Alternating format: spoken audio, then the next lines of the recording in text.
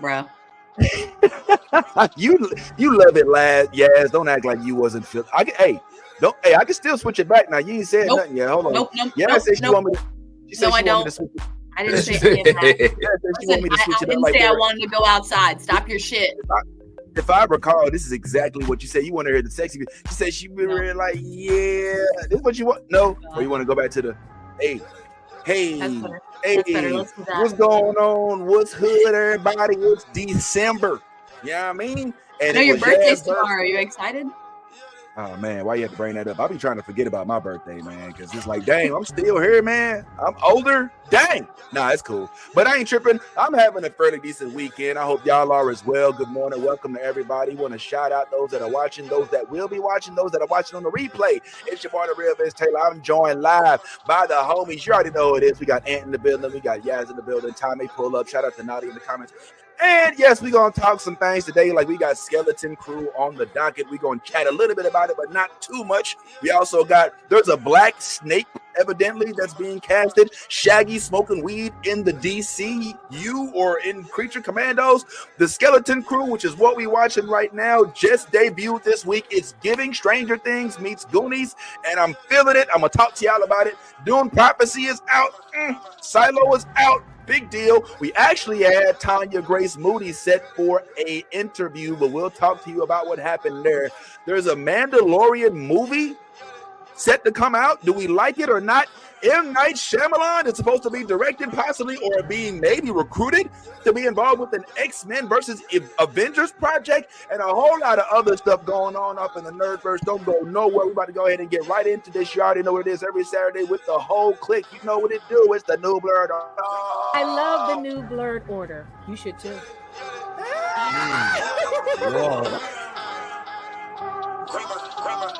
Let me get all this 10p Wayne. All the niggas rapping about the same old thing. I've been coming through with the same old gang. Ain't shit changed except 9 got a name. Got it out the mud but we got no stains. Cold ass ninja with a gold ass chain. The girl call me daddy, not my government name. Money on my mind, got them bands on my brain. Let me tell y'all about a nigga I know. The nigga stay clean so he always got hoes. Light skinny bitches like. Good morning, y'all. Good morning. Hey, it's December, of course, and we're here.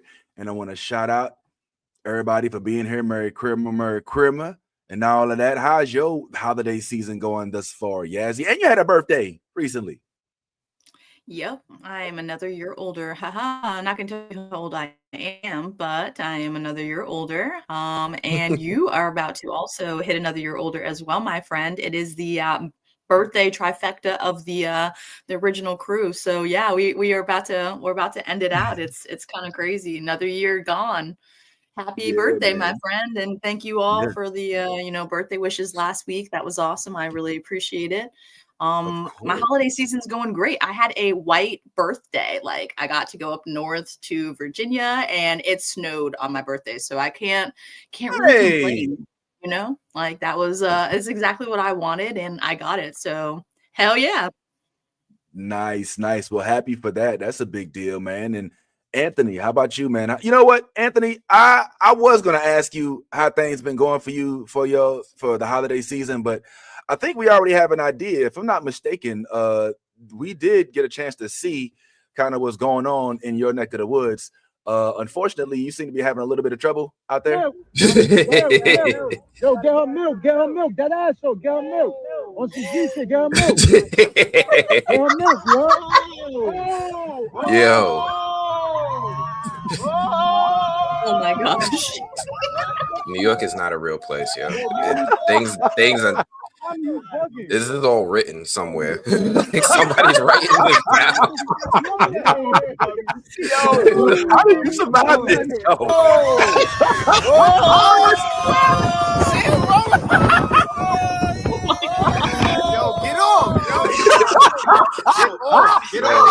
Oh my gosh, Ty's face. Nah, she got roller. See, for you, mommy. I'm son. Yo, I just want to know how you live with this being normal. This is like literally what Gotham City must be like. This is crazy. And like, how did you survive? How did you drive with her on the? Don't put that on me. Don't put that on me. Like the whip appeal. Like Ant is multi-talented. You see the dude, he's rhyming. He got the girl on his side. She's screaming. Oh, whoa. Do you remember Happy Gilmore when the dude jumped on the roof? He's like, "I'll eat that. Just leave us alone." All right, deep cut. Yo. But yeah, man, I wanted to ask you about your holiday, but it looked like it's not going so well so far, bro. Right? This is what I wanted for Christmas. I got it. That's crazy. Oh, man. See, this is why I left the Bronx. People be getting on me for joking on the Bronx all the time, but then stuff like this happened, right? It's not my fault. I didn't make her do that. But everything's good for you and your family. Everything's I see y'all decorated up and stuff. Y'all got the tree up and all that. Oh yeah, the tree is up. The tree's been up since like Thanksgiving morning. Like my wife, the tree was up before then. We just didn't decorate it. Like my wife can't wait. She's like November 1st. Like, what the fuck we waited for? November 1st. You gonna wait for a bird? How much do you love me? Like she's like, that's cool, man. That's dope because my family, like, we're anti-holiday spirit. Oh, not we. Me and my wife are, you know what I'm saying? But the kids, of course, obviously, here's a quick picture of the fam. We went out the other night, you know what I'm saying? We out here doing the thing. And look at the little one is grown up. He keep out tall as yes. Damn, ain't you like 6 feet? I'm 6'2", yeah. I'm 6'2", and so my wife is 5'10". And my kids are creeping up on that 5'10", you know what I'm saying? So, I mean, there's a lot of heels going on. There's a lot of heels in that picture, but we outside, man. But yeah, man, it's good to see you. And I see you. Yo, you can get Timberlands, man. Go get the Timberlands. But yeah, man, it's funny that you mentioned your wife being so into the Christmas spirit, bro, because like I said, I'm not as big into it, but some people out there are, and here's one of those folks who I believe is really into the Christmas thing. I don't know if y'all had a chance to see this, but I know you decorate your house, but is it to this extent? Let me know what y'all think about this right here, yo. This is kind of crazy. Oh shoot, can I show it? Yeah, here we go.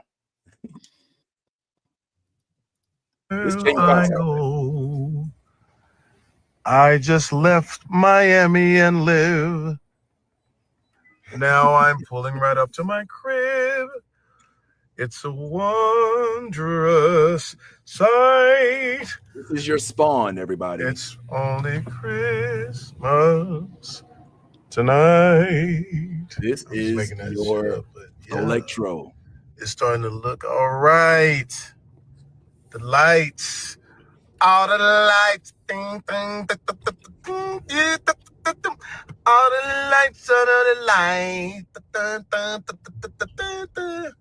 So thankful. Second time at it. I'm thankful.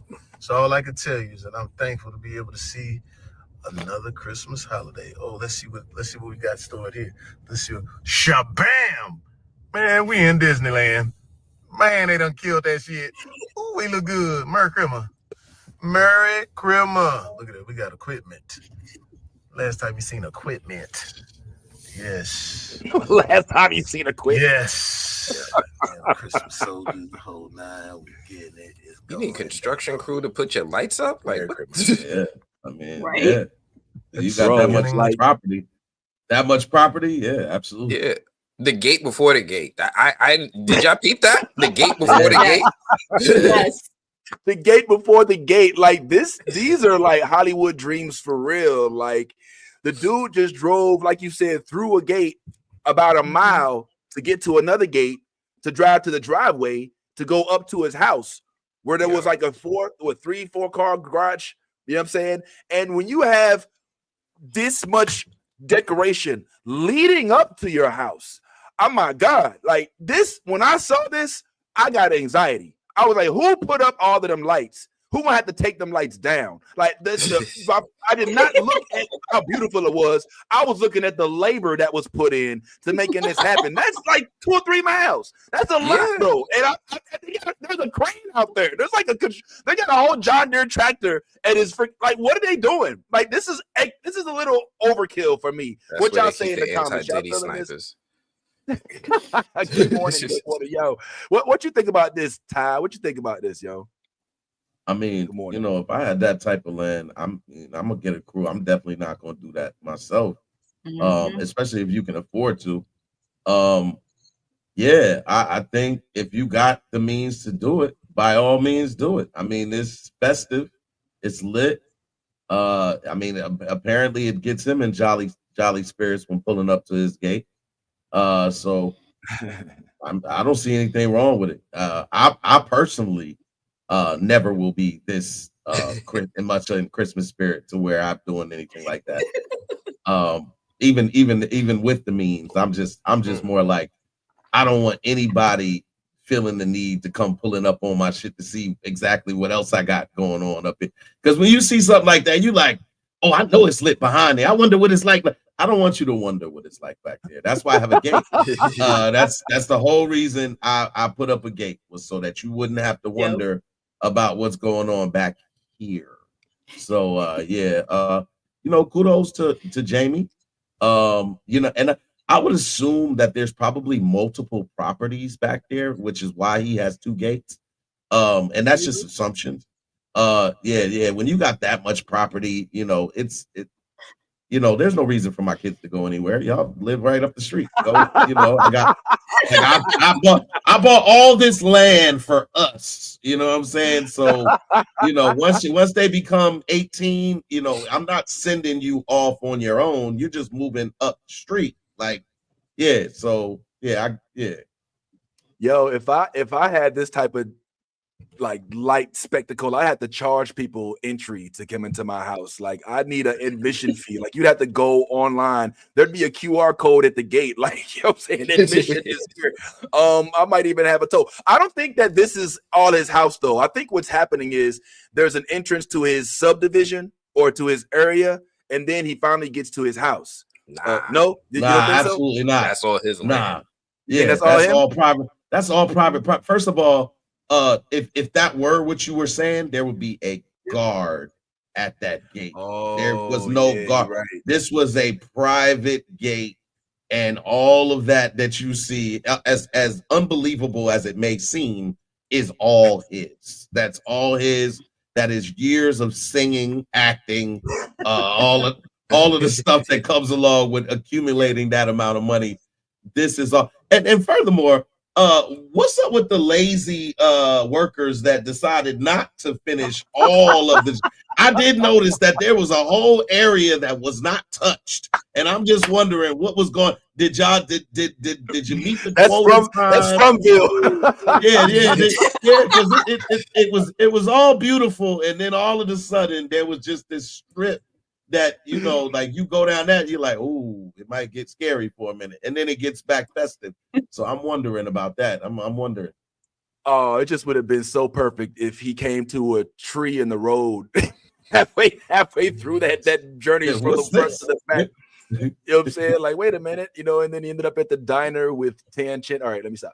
All right, well, yeah, man. Happy Merry Christmas, Jamie Foxx. Evidently, he's living it up, man. I mean, I don't know. When I see that, I'm less inclined to root for him to get the Spawn role. I'm just saying, like, you know what I'm saying? It's enough money for him, man. All right. Well, you don't have to go back down that lure.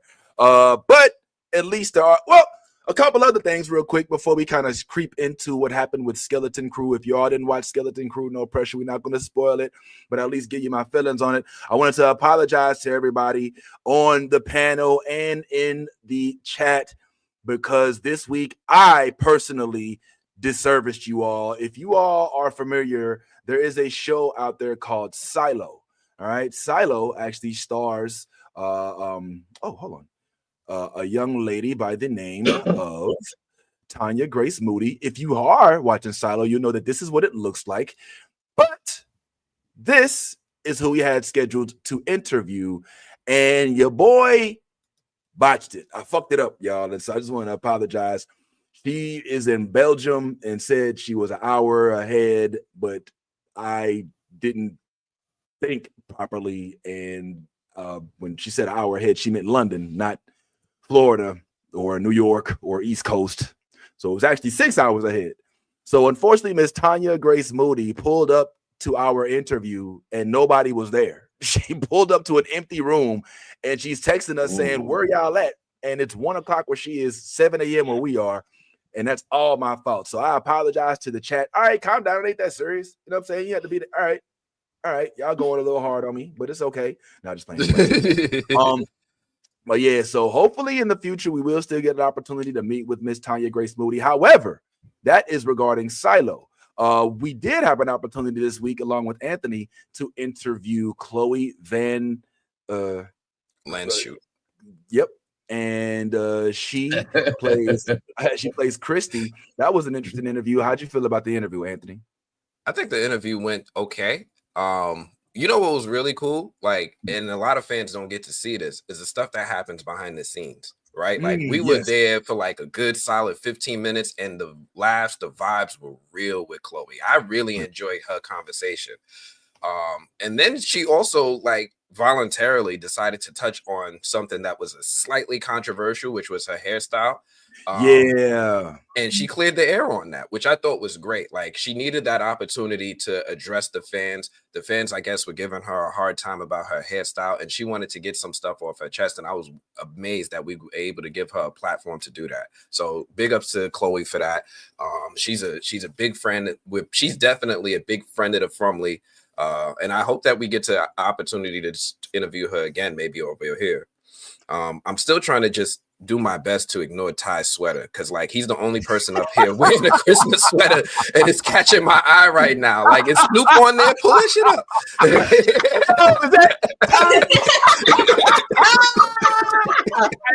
It's the face that went with it. Yo, where you get your sweater, man? Is that Amy? Hey, man. What is that, Amy? What is that Amy? Look, I don't. Is that it? Oh, you mean did she get me this sweater? Yeah, absolutely. I would never go and purchase any Christmas stuff. I just told you I would. If I had the means to put up lights, I wouldn't do it. I mean, my wife is like Anthony's wife, 100%. The day after Thanksgiving is the spark of Christmas for her. Like, she can't wait. Like my wife is competitive. She wants to compete with the families in the neighborhood with the light show and all of that, which runs our bill skyrocket every year. And I'm like, you never are gonna win. You're never gonna win. and we're wasting money to this goal that you have that you will never attain. So I'm that guy. I'm Scrooge McDuck. I'm all of those things. So yes, she got me this in 2 colors. And so I was like, oh, so you're gonna double down on the Christmas spirit, even though I'm not. So here I am pulling up, being festive. You can see it all in my face. Yeah, you clearly love that sweater, man. And so big ups to you. So fun. Nah. Well, listen, just to circle back on the Christie interview. I'm gonna say it. Yes was like, yo, I love your mohawk, and she was like, it's a wolf cut. Nah, she called it a mullet. A mullet. Yeah, you heard a mullet. And she was like, it's a wolf cut. Okay, thank you very much. And like she ever so gracefully like batted that away. Like Yaz was trying to be nice, Yaz wasn't trying to like be, like anyway insulting. But I mean, you could see when the word mullet was mentioned, she just kind of like, okay, yeah, I'm not Joe Dirt. Okay, I'm Khloe Van, what you call it? But I thought she had a good what you call it? You just won't say her last name. But Anthony, one more time, what's her last name? Khloe Van Lano. Van Lano. Van, like a car. The van. Yeah. Van Lano. Shoot. Van Land shoot. Yeah. Exactly. Yeah. We don't want to call her Van. Whatchamacallit? Van Land shoot. Yeah. Van Land shoot. She don't deserve that slander. Yeah, I'm sorry, Khloe. And she was fun too. Like before, like you said, before we came on, we were laughing and joking, and she's got a sense of humor. She's very energetic, very charismatic. And I mean, it is interesting the cross sections of her and her character, her being, as she mentioned, an actual registered nurse and being a nurse in the show, her being of queer, the queer community, and then being of that on the show. Like, I was like, this, it kind of mirrors your actual life. And she also gave us some instances in which she herself had to use that knowledge, medical knowledge, in the show because there was some medical inaccuracies, right? Like she said when she when they had the blood hooked up to Ellis, and she was like, I don't think this is medically accurate. And like that's kind of cool to be able to put that into the show. What you think? Yaz? Like, it was a good interview. You were there too.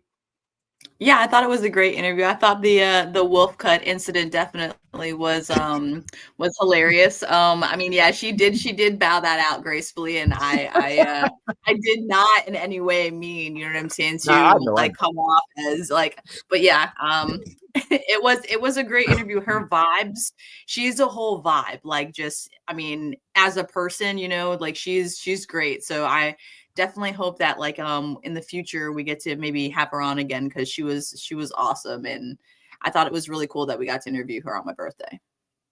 Yeah, that was real dope, man. So if you guys don't know already, please take a stop over to the movie blog on YouTube, and you will get an opportunity to see the full interview as it is live right now, this moment. But don't go yet. Stay your ass right where you at, because we got more to discuss. Yes, the movie blog, Anthony, is doing big things. So yeah, let's go ahead and keep. All right, let me just circle back. I know we don't normally address the comments, but damn, I didn't realize. Yo, y'all got me feeling real bad about missing this, man. Like, they like, yo, her role, yes, it would have been great. Yeah, oh, she killed it that last episode. Oh man, no. Okay, all right, my bad. All right, Gerard. Damn, man. Okay. All right, shit. All right, it was a big fumble. I get it. All right. Well, we hope to have her back. Honestly, we've been in touch ever since she did get the Rings of Power role. So I don't think it'll be. It's just scheduling, you know, and her being across seas. So hopefully we get to make that work for the future. There's a couple other. Go ahead. What's up, Ant? I want to just do this real quick. Please. I didn't announce this to anybody. I didn't share it with the Blerds, but I'm going to do this in the chat. I'm going to drop a link. Follow that link, and I'm gonna put you, and you're gonna be able to enter a contest. We're gonna do two things. One, we're gonna allow you an opportunity to win another mystery box. I'm gonna start giving it away. It's exclusive. This content is exclusive to the new Blerd Order, so only people who are watching us live and in the replays are gonna be able to enter. Nice. One of the ways to get extra entries is to follow the new Blerd Order social media and follow Miss Tanya Grace Moody. That is gonna be to get extra entries to win this prize. I'm going to give this woman some love. Listen, fumbled, that's okay, but we still going to bless this woman and help this woman out. She's still assisting a friend of the Blerds over here. Thank you. That's what I'm talking about. So the link, you got it in the chat already? I'm about to add it. Give me like another 5 minutes or so. All right, so watch out. That chat is about to get lit up, man. So please go ahead, make sure y'all let Miss Tanya Grace Moody know that y'all can't wait for her to be on the new Blerd Order along with the movie blog. We're gonna have a good time with that. It's coming up in the future. Yes, it would have been nice to break it today. Stop it. But it's okay. It's okay. I'm not gonna let it fuck up my weekend. I promise I won't. I hope I won't. I think I won't. I don't. I hope. All right, whatever. Let's go ahead and keep moving. So yeah, man, make sure y'all do that. Anthony will stay live with the chat. We'll make sure that we'll get as many of those registered. And yeah, man, we're gonna go ahead and start mailing that stuff out. And Ant don't play about mail. Like, he mailed some stuff to me and I got it, you know, and I normally don't get mail. And that's the whole thing, you know. It's a whole story within a story. But in other news, there are a few shows outside of Silo and From that are popping, and one of them just broke this week, and that show is actually called Skeleton Crew. For my Star Wars folks, if you are a fan of Star Wars, this, I believe, might be up your alley. I'm assuming most of us probably haven't watched it yet, and that's perfectly fine. But I did get an opportunity to see it. Did anybody else get a chance to see it by chance? No. Yeah. How you saw it? Oh, okay, dope. So before we talk about it, real quick, we won't spend too much time on it because I think that it's still kind of fresh. So I don't want to. It's not too much to spoil, honestly. At this point, it's very, very, very fresh. But let's at least give y'all an opportunity to check out a preview. Here is the one of the previews that they have on Instagram, so we can kind of get an idea of what we are to expect. So without further ado, guys, let's go ahead and check this out. This is the Skeleton Crew for those who have not been made aware already. What are you in for? What are you in for? I found something buried in the woods. Dad. This is unacceptable. Do you understand?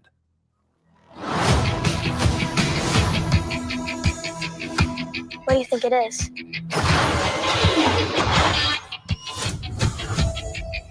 Don't touch anything.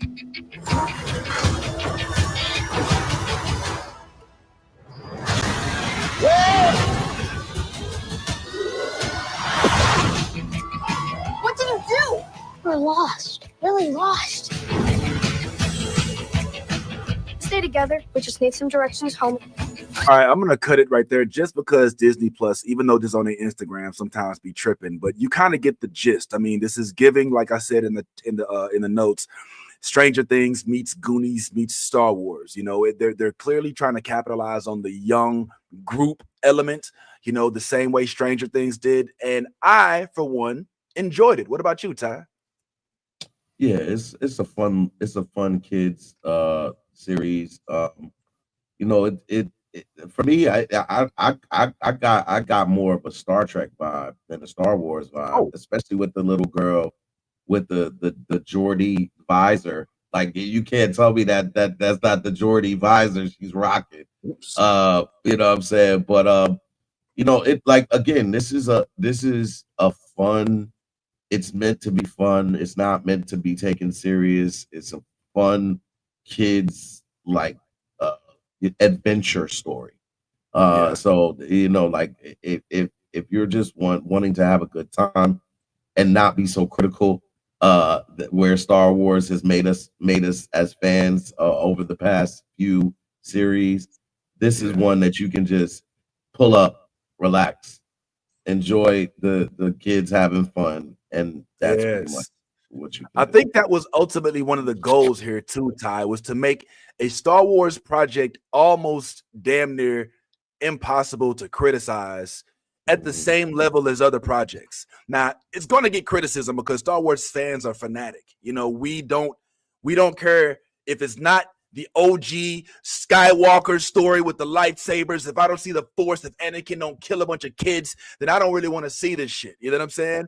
But I think that they've kind of given themselves a good little cushion by making this about a bunch of kids. You can't really complain about kids. You know what I'm saying? Like, it's like when when people used to sing gospel songs on Showtime at the Apollo. It's like, you can't boo Jesus. You know what I'm saying? It's like, this is a let's call it a hack. And I don't mean hack in a bad sense of like, oh, they're hacky, but this is like a hack to kind of bypass the haters and be like, look, man, I know y'all gonna talk shit about Star Wars. We saw the comment section in Acolyte. We saw the comment section in Ahsoka. We get it. Here's something that you're gonna have a little bit more trouble complaining about because it's just about kids. You know what I'm saying? It's just a bunch of kids. It's Flight of the Navigator meets Star Wars. And there's, I mean, everything that you get in addition to anything that's just a base story is a plus. There's action scenes. There is a robot in here that reminds me of what's the one? Are we fans of Rogue One? Remember Rogue One? What was the robot's name in Rogue One? I forget. Somebody comment section, help me out.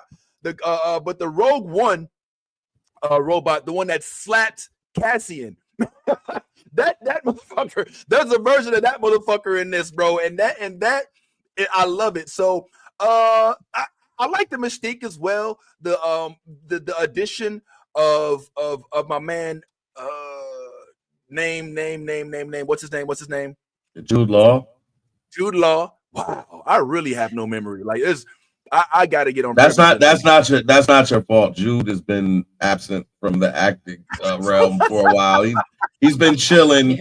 I don't know what's been up with Jude. Jude has been, like, you know, he's been honeymooning as whatever. I have no idea, but we haven't seen Jude. Jude was huge for a while. Jude was one of those actors that was on the cusp of being the next Leonardo DiCaprio and all of that kind of stuff.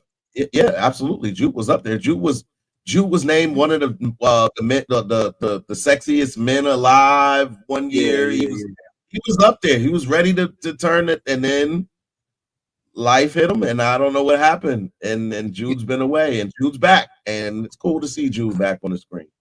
By the way, my apologies. I just saw the note that showed that the trailer evidently was a little choppy. So my bad, chat. We'll try to get better on that. For some reason, I don't know. It doesn't show up too well. But hey, in addition to that, there's a weird looking villain. Like there's a wolf guy. You know what I'm saying? Did you see that, Ty? Like, I don't know. I don't see that. From the jump. The animatronics don't look that great on that. They might want to work on that a little bit for the rest of the season. I mean, I'm sure it's already been shot, but they might want to CG that up a little bit. And so, yeah, I'm feeling it. The only problem I have with it is this little motherfucker right here is going to annoy me, bro. No disrespect to the elephant people in the chat, but I just don't understand how he talks. His mouth is under his trunk, and he speaks normally. You can't really hear him clearly, and I think that just doesn't make any sense to me, bro. And it's gonna annoy me for the rest of the show if he keeps talking. It doesn't make any sense. You watch it, you're gonna think the same thing. Like how your trunk, like if your face is like this, then this is what you're gonna sound like. But he sounds just perfectly clear when he talks, which annoys me for some reason. Maybe I watched it. I saw it, so I heard him perfectly, and I mean, I think you do have a point there, and that's not, actually accurate, but I mean, it's a kid's show. You know what I'm saying? It's Star Wars. It's not supposed to make sense. It's you know what I mean? It's outer space. It's intermingling of creatures. They're not supposed to make sense. You know what I'm saying? Like, so I don't know. I thought this show was it definitely gives me like Goonies and Treasure Planet kind of vibes. That's where I was kind of coming from this, like with like just the adventure of them, disappearing into space. And I don't know. I'm curious to see what's going to happen next, and if they're going to be able to make it back. To be honest with you, because that's going to be an interesting ride. But I don't know. This show, it's definitely one of those like open-minded, you don't think about it too much, put it on in the background, watch it, and then like little things will start to make you kind of like, oh shit, that's kind of cool. So I don't know, don't dismiss the show because it has little kids in it. It may build up, you know what I'm saying? Right. We just started it, so like let's see, a couple episodes in where it goes. That is an excellent point. Yes, this show gives you permission, as we just said, to not take a show so seriously, right? It's just a fun ride. It just goes back to the original days of watching the movie or the show just for the sheer enjoyment, not looking to pick it apart, see where the inconsistencies are, see what director failed at what, to see which characters were not deployed. It's just fun. It's just a regular old ride. And I think that it's going to do well for not resetting, but at least kind of getting the Star Wars television productions back up to par with what Star Wars fans expect. Because I mean, like it's got all the Star Wars elements: the creatures, the blasters, the fighting, the spaceships, the jumps to warp speed and all. Warp. I don't think they call it warp speed. They call it something else in Star Wars. But it's got all the Star Wars elements. So if you're a fan of Star Wars, period, I think that you can't go wrong with this. I did see real quick to shout out MC Skins or Mixed Skins, unable to. You gonna boo some kids, bro? You gonna boo a bunch of kids, bro? That's what we doing, bro. Now that's a good question, though. Let me ask that to the. As you did kind of touch on this a little bit.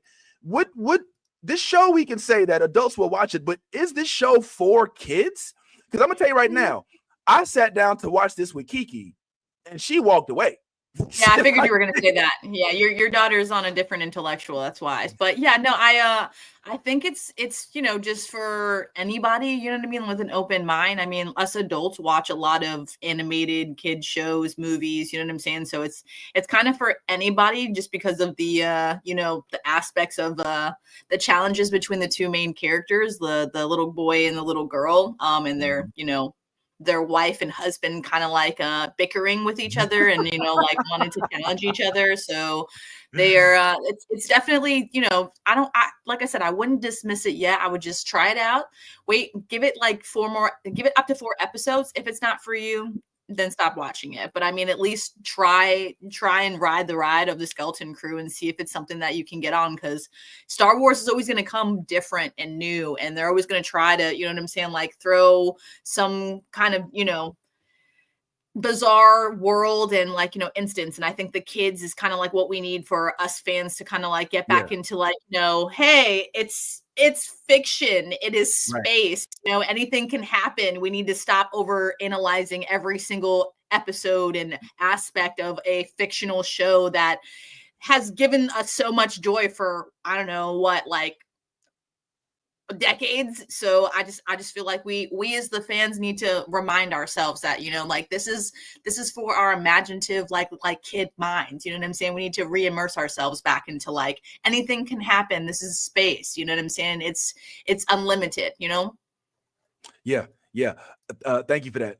Make sure you guys are copying and pasting or copying this down. I don't think you can copy and paste. No, you can't copy and paste it. It doesn't show to everyone. It doesn't show to everyone. What? So like, okay, all the people in or on all the platforms. When I put the link in, it only goes to the people on YouTube and on Facebook. So everybody might not see it. Darth, you're on YouTube. You're on our Twitch. Do you see it on post Twitch? it in our private so I can post it as well? Yeah, absolutely. We'll make sure we get that out, and make sure y'all register for that. And like Ant said, let's show Tanya Grace Moody some love. But yeah, I also like about this show the aspect of the family. This is the father.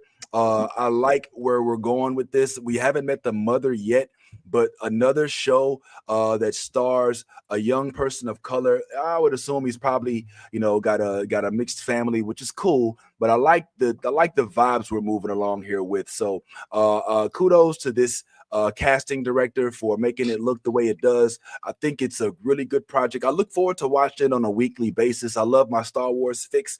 So yeah, man, I think we should definitely check this out. And what's up, Ty? I was just gonna say, I think this is more of a kid show, but it's not. It doesn't mean that because it's a kid show you can't watch it as an adult. But this is definitely a kid show. It gives me more like Diary of a Wimpy Kid vibes and all of that. You know, like it is definitely for kids around the age. Maybe the reason Kiki didn't like, you know, gravitate to it is because it's out of her age realm when it comes to kids. So like preteen as versus teen, you know, like they start to watch different shows as they get a little bit older. But my kids are of the age that this would be ideal for someone around the same age as the kids that are playing in this. So if you have any kids around 7, 8, 9, 10, you know, you're probably good around that range. The only reason I say that is because it did take me a few times to like really settle in to watch this. Which it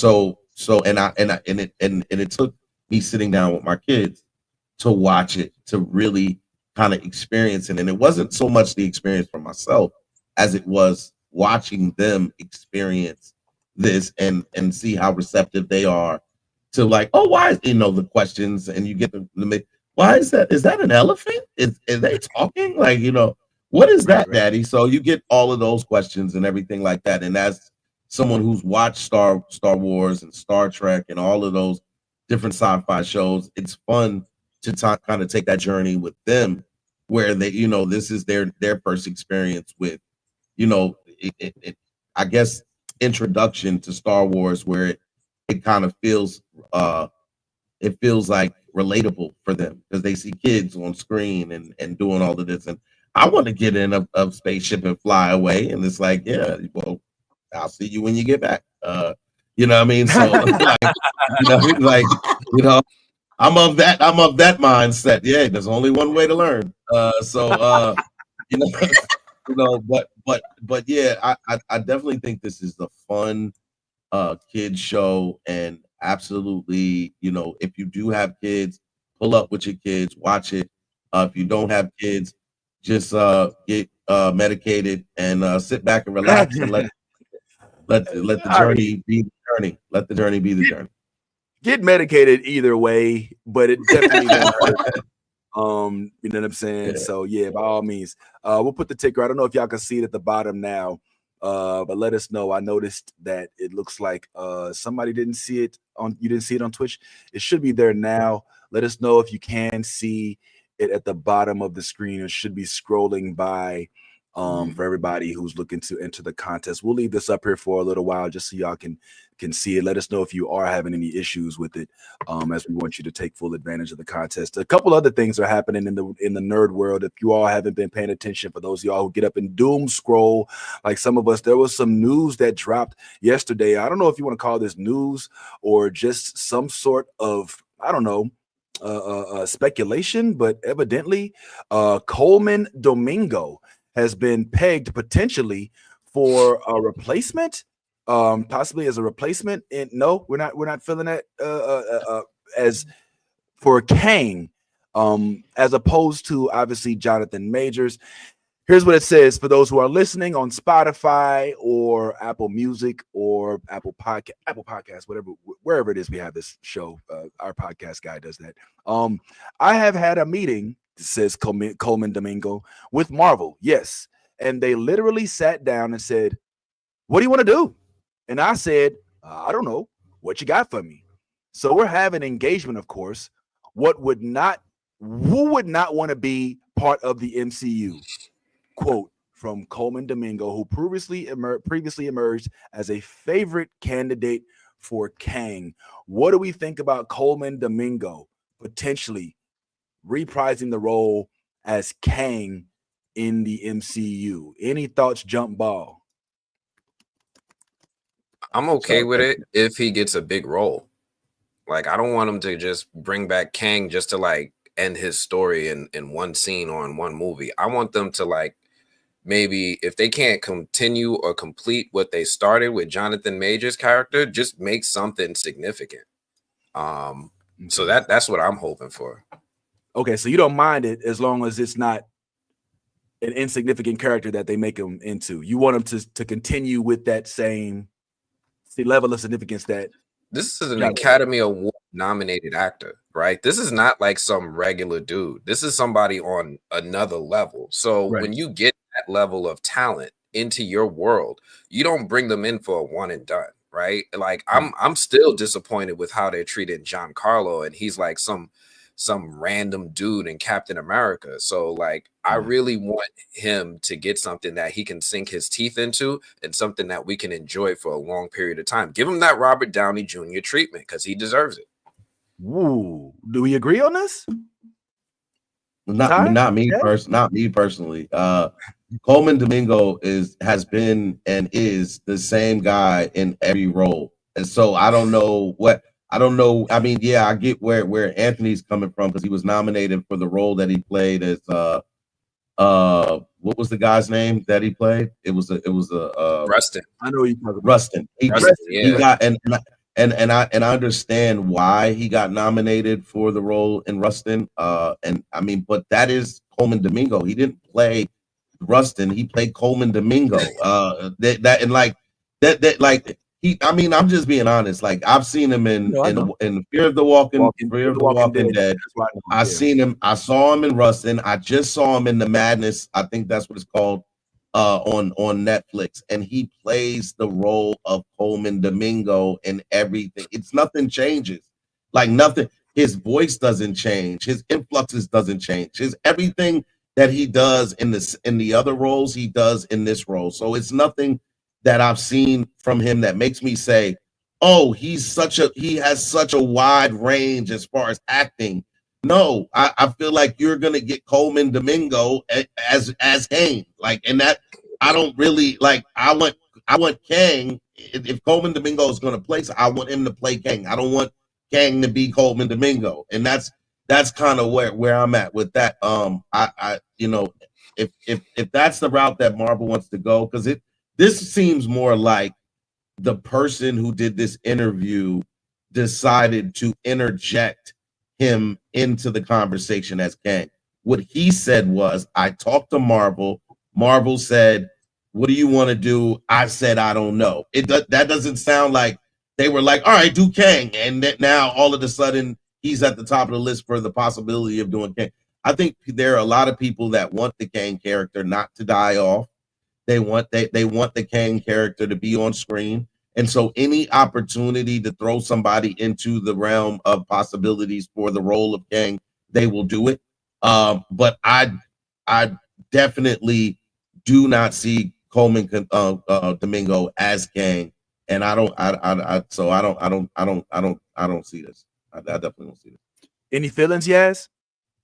I mean, I agree with what Ty is saying for sure.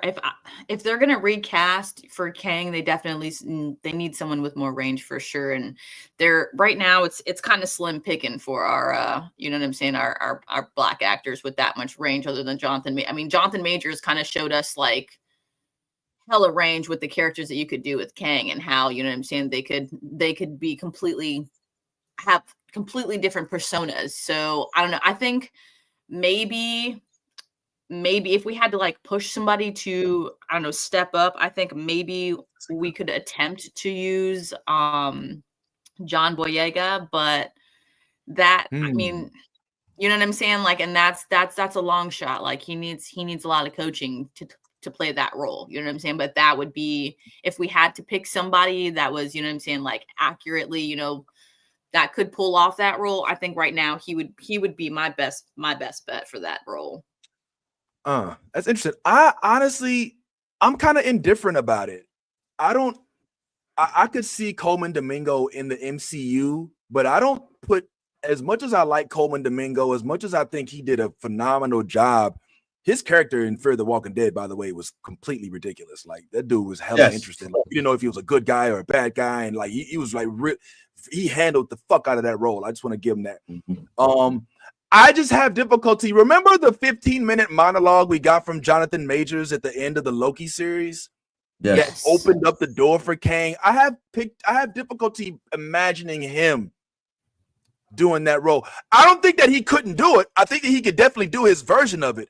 But Jonathan did it so crazy from the elevator with the apple and disappearing and then just like it's hard. He did such a good job with the limited time he had of cementing himself as Kang that I don't know if he's got the Robert Downey Jr. like, oh, I can't see nobody else as Iron Man, but he definitely put his stank on the role of Kang. Now, fortunately, Kang is in the MCU, which is in phase 5 in the middle of their multiverse saga. So they could easily be like, oh, well, that was that Kang. Let's pluck this other Kang. And it won't even be that hard of a transition because Kang is multiverse oriented. In fact, he even says, I am one version of myself. Like he didn't have to look a certain way. They can have Coleman Domingo as one version of Kang, and they can have freaking the dude that plays Everybody Hates Chris play another version of Kang. Like we don't have to have one Kang.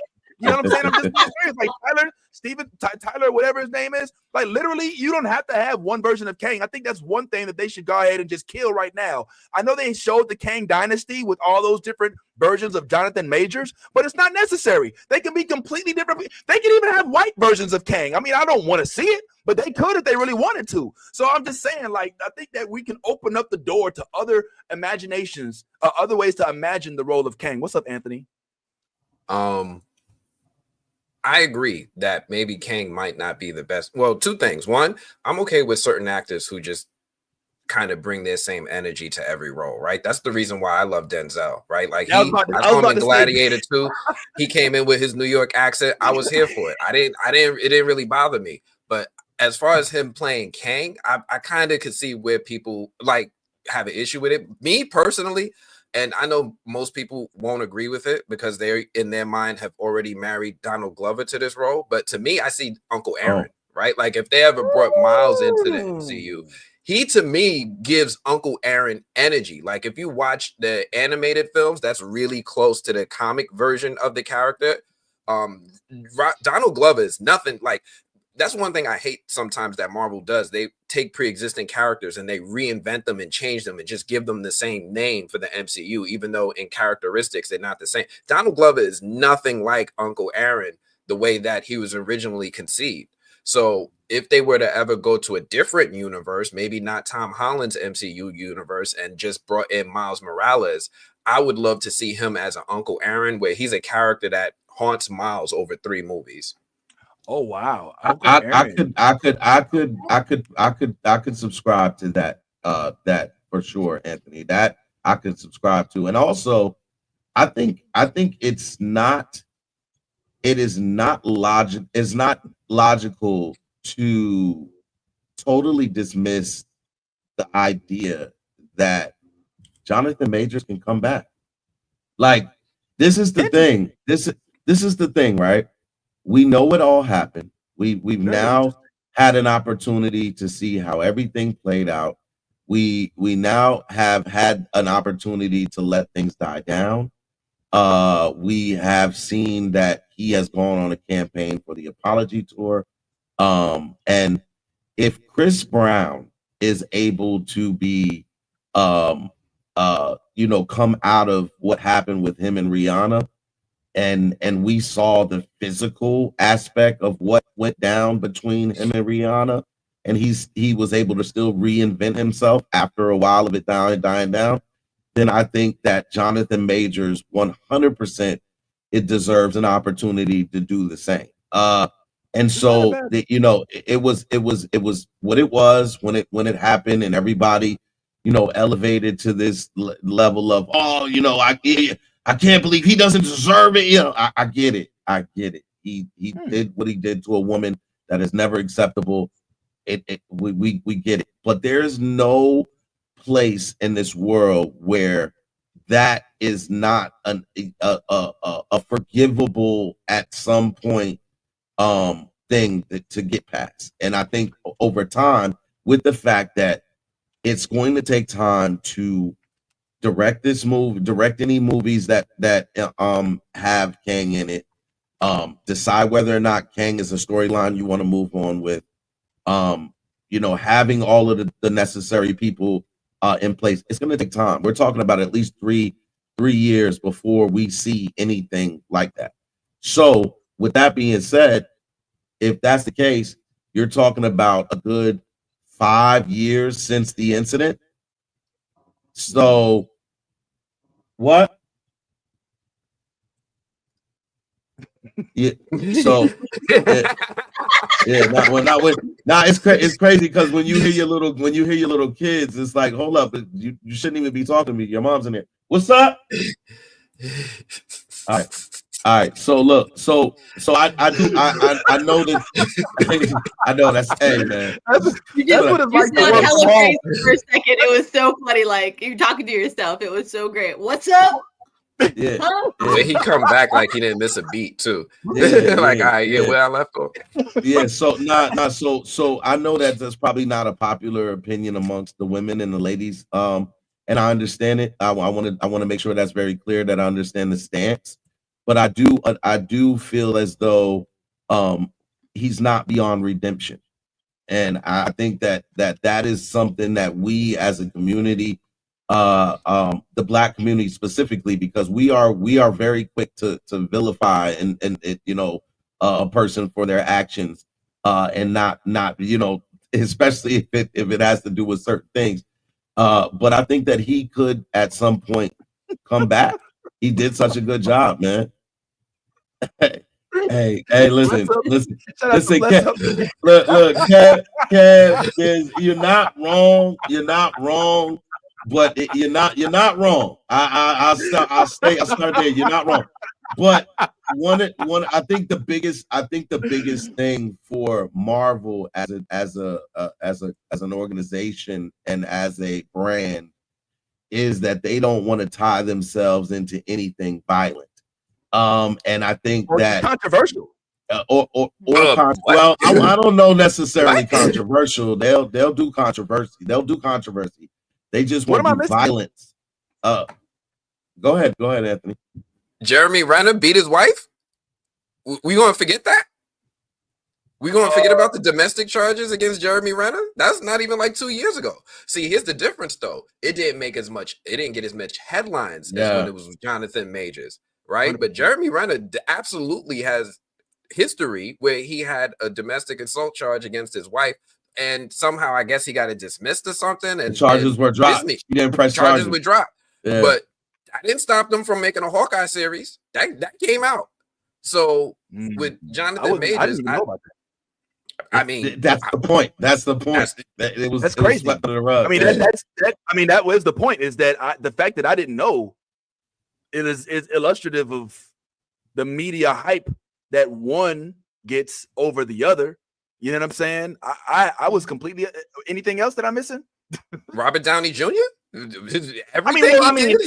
all right. Well, they built the franchise around him, and they brought him back, and they dropped bags on. No, it ain't. It's a little different. It's a little different because that's redemption after the fact. It's not in the midst of it. If he had got caught doing blow on the set of Iron Man 1, it would have been a different story. But he had already did his time. He had pleaded guilty. It was like 10 years past. I'm not trying to cape for him. I'm not trying to cape for him in any way.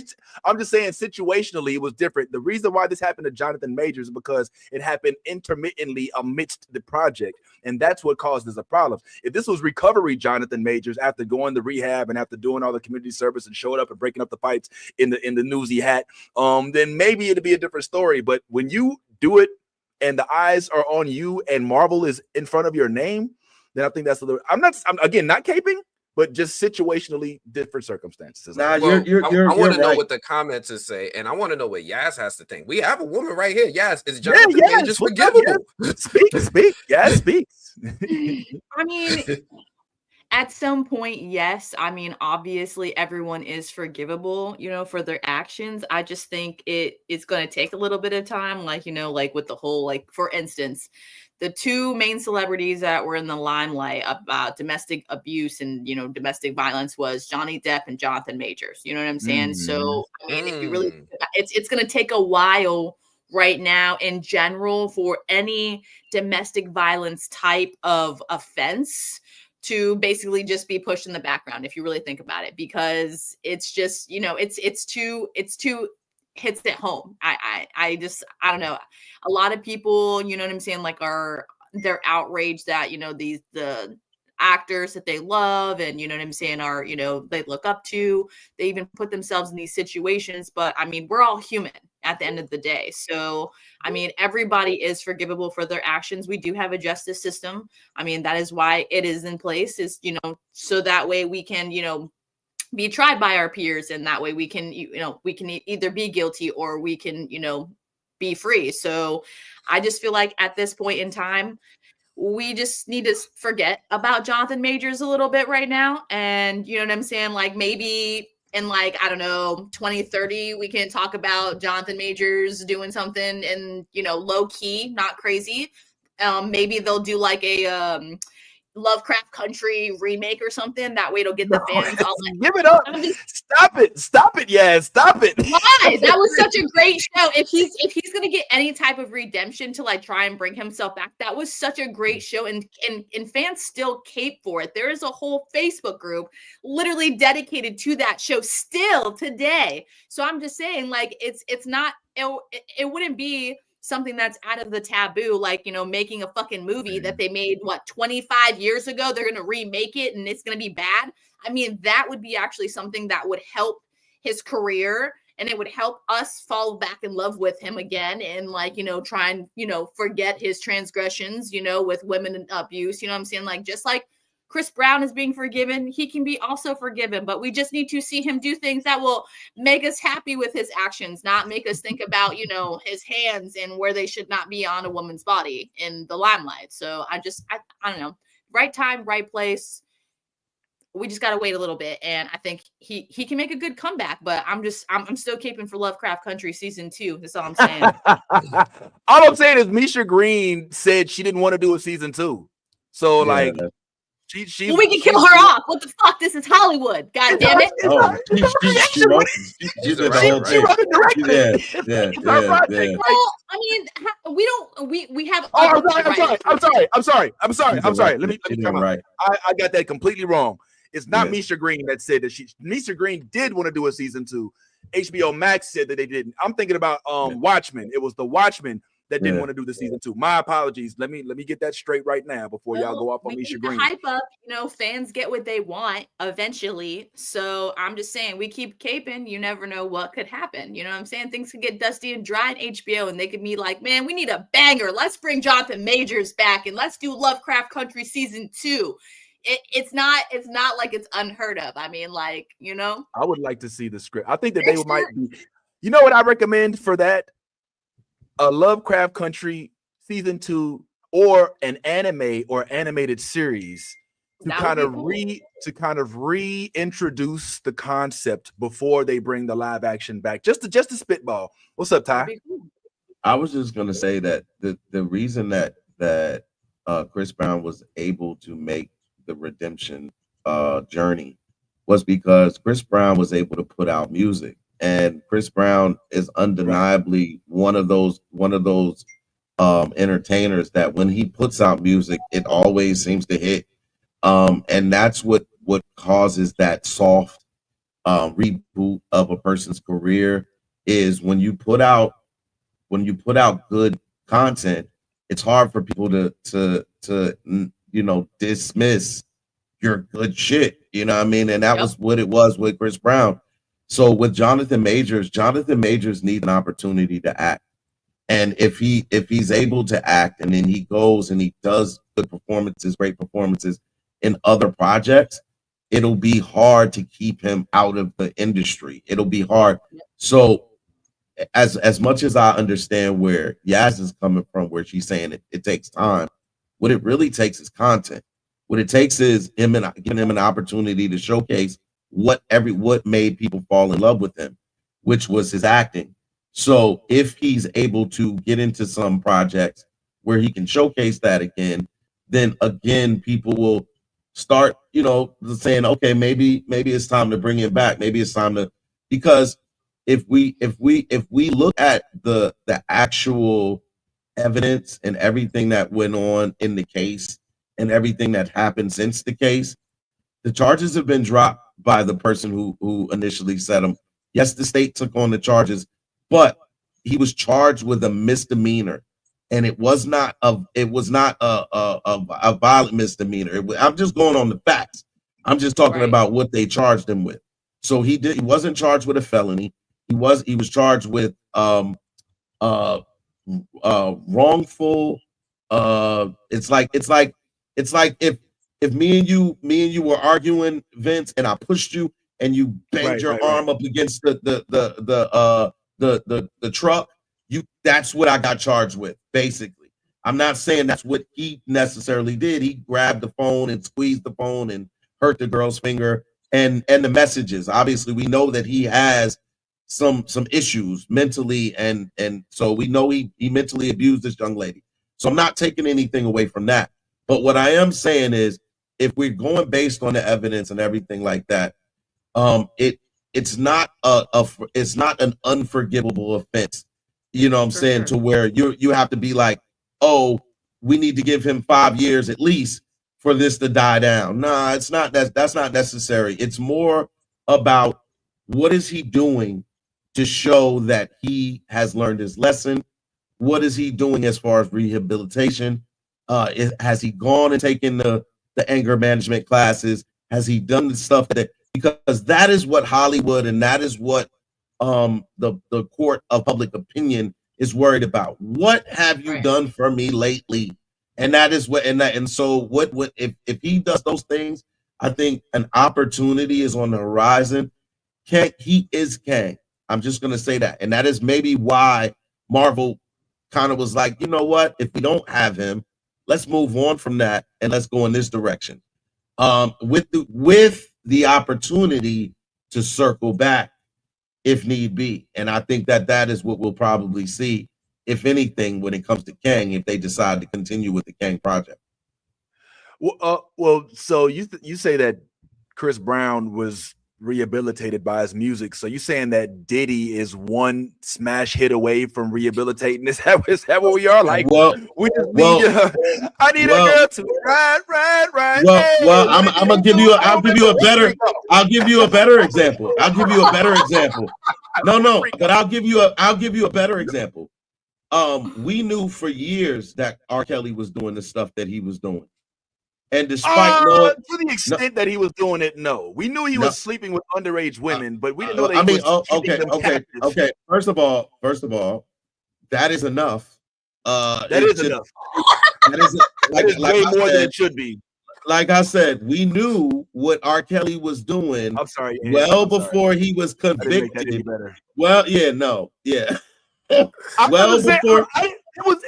was hinted at, the songs kind of gave it away, and when I was in high school, it was all about Aaliyah. Let it go. You just showed us a family pic of all daughters. Let it go, bro. Let it go. I knew when I let it go. Let it go. Like we kind of had an idea. Ain't no caping for R. Kelly. Yeah. I didn't mean like, oh, it's cool, no big deal. What Kelly's gonna do is slander. I wasn't trying to say it was cool. I'm just saying, like, he was giving hints. He was dropping hints. And we should. All right. Yeah, I'm in this whole. Just stop. Yeah, stop. All right. Let me finish. Take the L. Yeah, just take the L. Yeah. You should have never dug that hole, man. You should have never dug that hole. You should never be digging that hole. I say that to say. Closet, bro. Exactly. Yeah. But I say that to say, we knew that what R. Kelly was doing. Yo, as soon as I said that, old boy pulled up was like, "Yo, you shouldn't be mentioning that shit about R. Kelly, Jim." Oh man, shouldn't talk about Kells, Jim. Shouldn't be talking we about gotta make that video. Underage. We gotta have that as a video. All right, my bad. Yo, but with R. Kelly, Vince is cooked. All right, y'all. I'm sorry. I'm out. With R. Kelly, we knew, well, he just left. That's it. It's just like that's what you got to do sometimes. You just got to walk off the set. You got to pop out and show niggas sometimes. But look. I say that to say basically that we knew what was going on with Kells when we saw the first video. We knew what time it was. He went through the court process.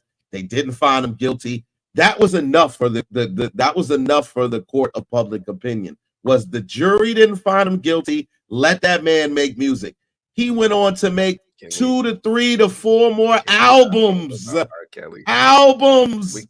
And we bought them. And we bought them. And we played them. And we celebrated his music. R. Kelly. So I think somebody hits me. Yeah, it's crazy. So yeah. So basically, what I'm So we delete this. Yeah. How did this happen? How did we end up here? Why up like this? And why wasn't we? Oh God, I'm crying. Change the subject from this. Let me say this real quick. All right. Like, damn. I did not put R. Kelly in the subject topics this morning, but we are here. We are. But let me say this real quick. Yes, what do you think about the idea that maybe the answer to the Jonathan Majors problem is not to run from it, but to run to it by introducing other Kangs with him in the universe? And here's what I mean by that. So he can still be Kang, and then Kang meets other Kangs to introduce the concept of all Kangs not looking like Jonathan Majors. MCU has an opportunity right now to do another twist within the MCU and to introduce Kang by doing a misdirection and having us think that Jonathan Majors is the only Kang, but then by the end of the movie we learn, oh no, that Pedro Pascal was actually Kang, or Denzel was or Coleman Domingo, or they're all Kang. You know what I'm saying? And there's an opportunity, I believe, for Marvel with all of its infinite wisdom and all of its plot twists to bring Jonathan Majors and keep him there, but not necessarily make him the forefront, the only Kang. Now, where they fucked up with that is they've already put his face on the statues. They already plastered his face all over the place, but they still have time to go in any timeline and adjust those incidents. So I think Jonathan Majors could resurface. I don't know. Somebody just pulled up. Well, let me not. Let me just let that be what it is right now. But I'm curious, since we are in the world of Marvel right now, let's go ahead and keep this same energy. And y'all tell me what y'all think about, since y'all are cool with Marvel having, some of y'all, not everybody, but some of us are cool with Jonathan Majors coming back. What say you about the potential for an X-Men versus Avengers project, but being led by one M. Night Shyamalan? What are our initial thoughts? No, nobody is feeling it. What is it gonna be? Like a freaking horror suspense? If he directs the zombies, like Marvel zombies, that would probably be the only thing I think that would be okay, because it's dark, it's twisted, you know what I'm saying? Like that, like, or a what if, you know what I'm saying? Like a what if series or something like that, you know what I'm saying? Like that would be the only thing. But other than that, I don't think this would be a good idea. Elaborate on that. Yeah, it's like, what do you think it is about Marvel zombies that's more acceptable of a project for him rather than, say, X-Men versus Avengers? Like, why is he more suited for that, do you think?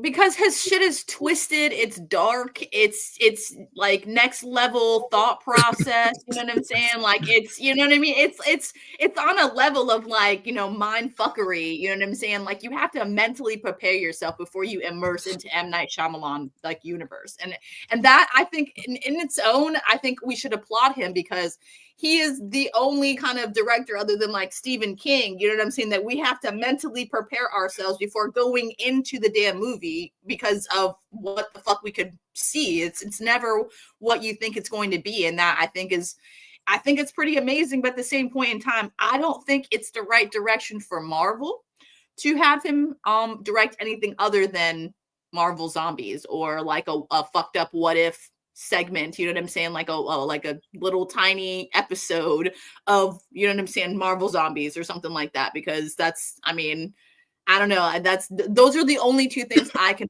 honestly see him joining in Marvel, like putting his little dip in his toes in. That's the only things I can see. Anthony, your face says a lot. Yeah, I'm about to start taking the Marvel stuff off my shelf. Like, hold on, yo. It's just speculation. It doesn't necessarily say that he's definitely going to do it. According to what this says, it just says that he will be the film that concludes, and Marvel is currently wants him. Now, this is clickbait, obviously. I'm just gonna keep it real. It's clickbait. We don't know. There's a lot. Let's read what it says. It says X-Men will be the film that concludes, and get your daily. Oh my god, it's an advertisement. So we don't know if this is gonna happen. This is just clickbait. It worked. We're here talking about it. It doesn't seem very viable, but I'm curious about who they say. I'm gonna do this again. Marvel Studios. Marvel Studios is not a person. Who is it that actually wants? Yes, it is. Marvel Studios is one person. His name is Kevin Feige. Do you think that Kevin Feige is? He is Marvel. He is Marvel up and down. Yeah, I mean, like, but here's my thing. Everything about this post I hate. Everything about this post I hate. I don't like the idea of somebody speculating the conclusion of the X-Men saga before the fucking thing even started. Like, I ain't get no X-Men movies yet, and they're plotting the end. What? Wow. Okay. And then M. Night Shyamalan is like, like, what are we doing? What are we really doing anymore? Like, you know what? Let me just he's gonna start throwing this stuff away. This is going in the gift box. Yo, make sure y'all register to win all of Anthony's former Marvel material. He's gonna be auctioning off his Marvel stuff. Yeah, click the bottom of the screen. Y'all go to the contest so he can give that away and recycle instead of just having it go to the trash. Ty, he's got the Wolverine joint. Hold on, man. Let me find out. What was that, yo? The popcorn bucket. This is the Wolverine popcorn bucket. Nice. Wolverine. Oh my gosh. Oh no, it's giving sex toy. I don't know, man. Let's yeah, it does. The mouth is a little don't zoom into that again, please. Wolverine. You know what? I'm gonna leave it at Wolverine. All right, Ty, you look like you wasn't necessarily enjoying that idea either. Like you necessarily. Yeah, as soon as I saw the post, I was like, nah. I was like, M. Night, nah. But then I just was as y'all were just talking, I started to think about it for a minute, and I was like, I actually enjoyed the M. Night Shyamalan projects when it came to superheroes. The Bruce Willis, the Unbreakable. I just thought about that. I was like, I was sitting here and I was thinking about it from a perspective of the new stuff that I've seen from M. Night and all of this, the kind of stuff that has been like really mysterious and really, Split. That but was a fucking but crazy yes, he had movie. Mr. Glass, he had Unbreakable, he had Split. And when I look back at those properties, I really enjoyed those. Like I really enjoyed those. And so, yeah, I'm with Ant as far as like, yo, you don't start talking about the end before you even get to the beginning. But I'm not so against the idea of M. Night Shyamalan now that I thought about that from that perspective, because he did something that no one else did at the time. And that was he gave us superhero movies from the perspective of real live people at this present time, and how it would look if people started getting powers. Nobody else was doing that. And so that was he was like ahead of his time with that. So now that I think about it, I don't know that I'm totally against M. Night Shyamalan doing something if it's done the right way. So at first I was like totally against it, but then I had to think about it. Yeah, the projects that I've seen him do in terms of superhero content, and he did not do a disservice to Unbreakable or Mr. Glass. I thought Mr. Glass was really good. If I'm being honest, that was like one of the better. Probably Split was really good. So if he can add that dynamic, which is the dynamic that would give me horror feels with the action present. So, you know, if you can do it in a way that it still goes through the storyline properly, I think you could do some things, man. Because in the Avengers versus the X-Men, there's death that goes with it, with that comic book storyline. So there's people getting killed off at a significant rate within that storyline. So maybe. Here's what I'm looking up right now. So with regard to M. Night Shyamalan, here's what we should know. For the Unbreakable movies, he actually wrote and directed those movies. So that goes to show his what they call it, reach, or his what they call it, range when it comes to that. So Last Airbender, the movie that he is the most hated for, unfortunately, that was not written by M. Night. Okay, I lie. It was written by M. Night Shyamalan. So did that really mess up your whole point? It really did. I was trying to give him the benefit of the doubt. I want to be like, yo, look, man, you know, he didn't even write this shit that he got criticized for, but nah, he actually did. So I don't. Yeah, I mean, listen. That's it. Yeah, and listen. I mean, he's capable.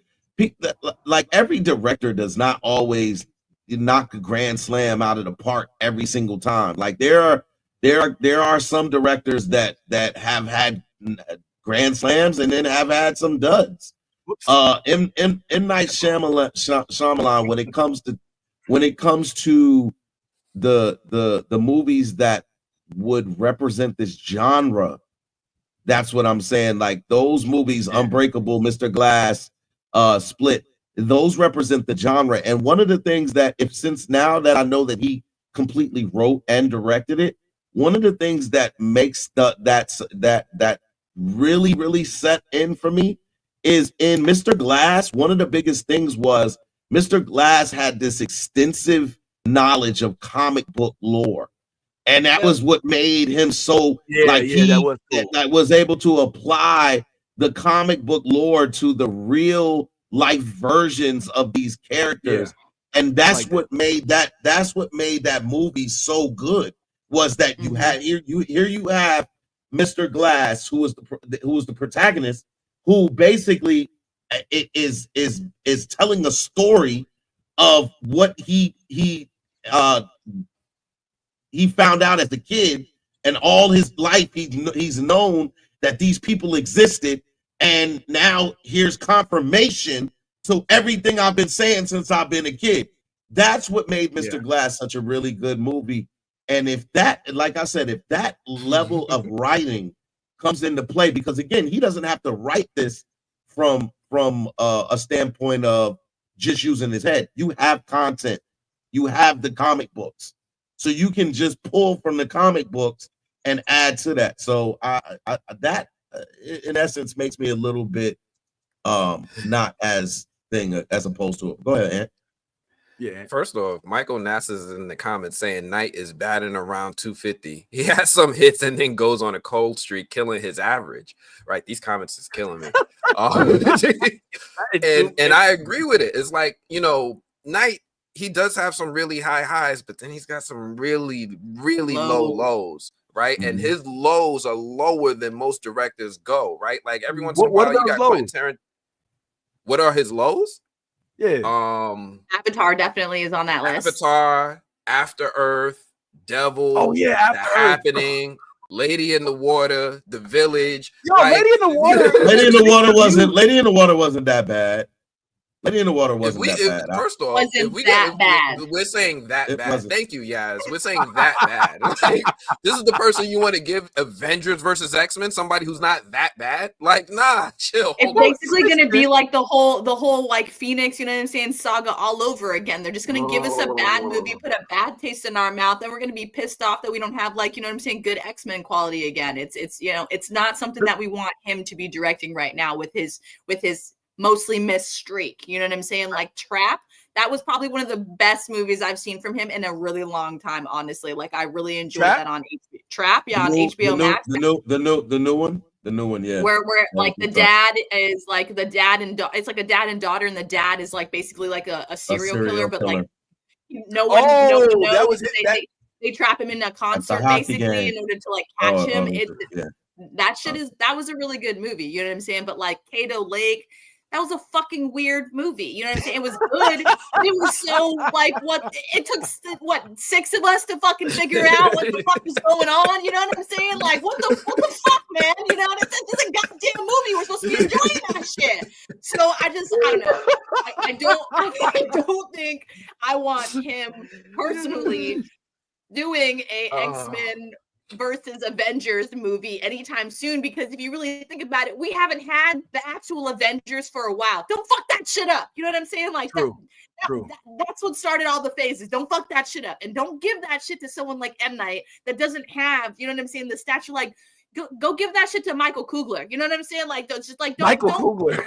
I mean, I always get his name wrong. Person, Michael B. Jordan and Ryan. My bad. You know what I'm like? You know what I'm I like that though. Just combine the two. They may as well be one person. Michael Kugler. Ryan Kugler. It's a common name. Michael Kugler is gonna pull up in the comment section like, I've been telling him I can do it. I've been telling him. Ryan Kugler. This is rubbing off on me, goddammit. I'm just saying. Ryan Kugler, like, I really think that he should stop getting medicated behind, you know what I'm saying? This kind of project. It shouldn't be M. Night. I'm just no, just don't fucking do it, is all I'm saying. But you had a good idea. Let him do a smaller project to prove it first, right? Like maybe do an end. Like they didn't just give the Russos an Avengers movie. It's like, all right, you could try this Captain America that we're not even really invested in right now, because the first one was You could try this Captain America, prove yourself, and then you can work your way up. Exactly. We have so many like what if has sorry, go ahead. No, go ahead. I'm gonna say, what if has so many, like, you know what I'm saying, little sagas in it? That would be the perfect way to dip his toes into it. You know what I'm saying? And like I agree with you. He could even do like a regular one. Does it even have to be like the zombies? But like that's where I would start that motherfucker. I wouldn't do it big. Sorry, go ahead, Ty. I was just gonna say, like, maybe the smaller projects are the movies that I just was talking about. Lavish had a comment where they said, "Do you forget how Glass ended?" No, I didn't forget how Glass ended. The thing about Glass is they never decided to go on with the storyline, but the way Glass ended opened the door for it to continue the storyline. So it wasn't a terrible ending. It was all of a sudden people started popping up all over the world with powers, and Glass's whole notion that these people existed was confirmed in that very moment. So it was a good ending to a story. It just didn't continue. So it wasn't a bad ending. I think if you look, if I'm Kevin Feige and I look and I'm like, okay, why? And you ask yourself, why would he even think of M. Night Shyamalan for this opportunity? And that would be the only thing that I would say is the Unbreakable, the Glass, and the Split saga was enough for them to say, this is the type of direction we want to go in when it comes to the way that we present our superheroes.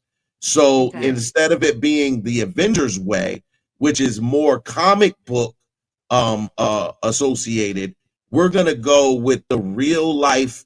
This is the era we're in. This is what they would look like in terms of what powered individuals would look like in a world where we can now relate to them. So their powers wouldn't be out of this world crazy, but it would also be something you could be like, I could see that happening. I can see that makes sense.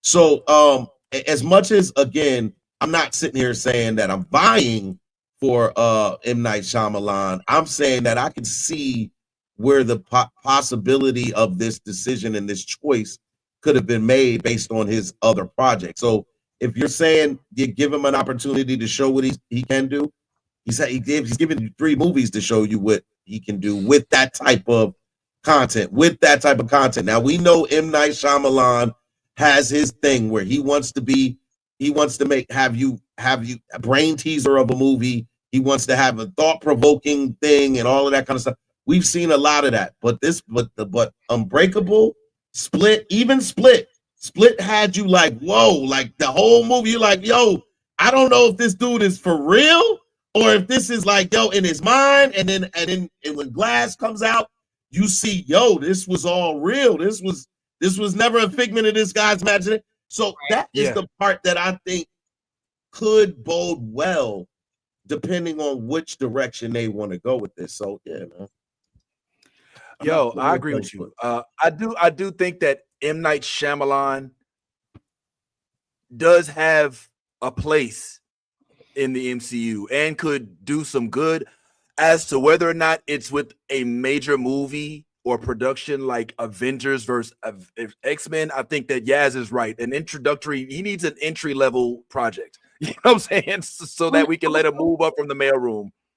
Also, if you really think about it, he pauses in between those projects significantly. So that's another, you know what I'm saying, like issue. Like the MCU is all about like choreographed saga. You know what I'm saying? Like we line that shit up. You know what I'm saying? Like M. Night is like, oh, I'm going to release this movie. 10 years later, I'm going to release the other half of the movie. And then like 2 years later, I'm going to release what ties it all together. You know what I'm saying? So that's not really like the way the MCU works. So I think that also may, you know what I'm saying, potentially be an issue as well. So, I mean, that may be why they wanted to give him this one-shot wonder. You know what I'm saying? It's just like, get it in, get it out. We'll see what we do with it. You know what I'm saying? Like, and then if we could use him for further projects, this will kind of help us kind of sift through what he's going to be good, you know what I'm saying, in terms of like superhero wise, like how we can grow with him. So I don't know. We'll see, I guess, if it works. Nah, I like that. I like that it's an opening, but I agree with you guys. I don't know if we want to necessarily rely on it. I mean, Marvel, hey, listen, they do need a redirection, so I could see where he could fit into that redirect. But let's go ahead and move on. I don't see Kevin Feige just totally giving up the keys to the castle though with that project. I think he would work alongside M. Night Shyamalan, if anything, with the guiding hand. because Kevin is like Anthony said, he is all things Marvel, and he is the probably the person that comes in and says, all right, I like what you got going on, or I think you could do this better. Because let's not act like we don't know that Kevin Feige directs as well. So he knows exactly what it is that he's looking for.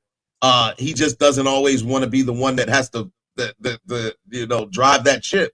He's just like, all right, if I can come in and just give my 2 cents, but you can make the project, this without me having to do the most amount of work, then I'm with that. And I think that's where Kevin is. Kevin's like, all right, because it seems that Marvel's been having issues with directors lately, like the whole Blade situation, where it's been director after director after director, and nobody seems to. I think that's more of Kevin Feige, like, all right, this is not what I was thinking. This is not my idea that I had for Blade. Let's move on from this guy. Let's move on from that guy. Whatever. And I think that having that control over the MCU that he has, like James Gunn has over the DCU, can sometimes cause people to rub people the wrong way when it's like, I have my own vision, and then someone is like, yeah, but that's not really what I envisioned. And it can cause you to be like, all right, I don't want to do this.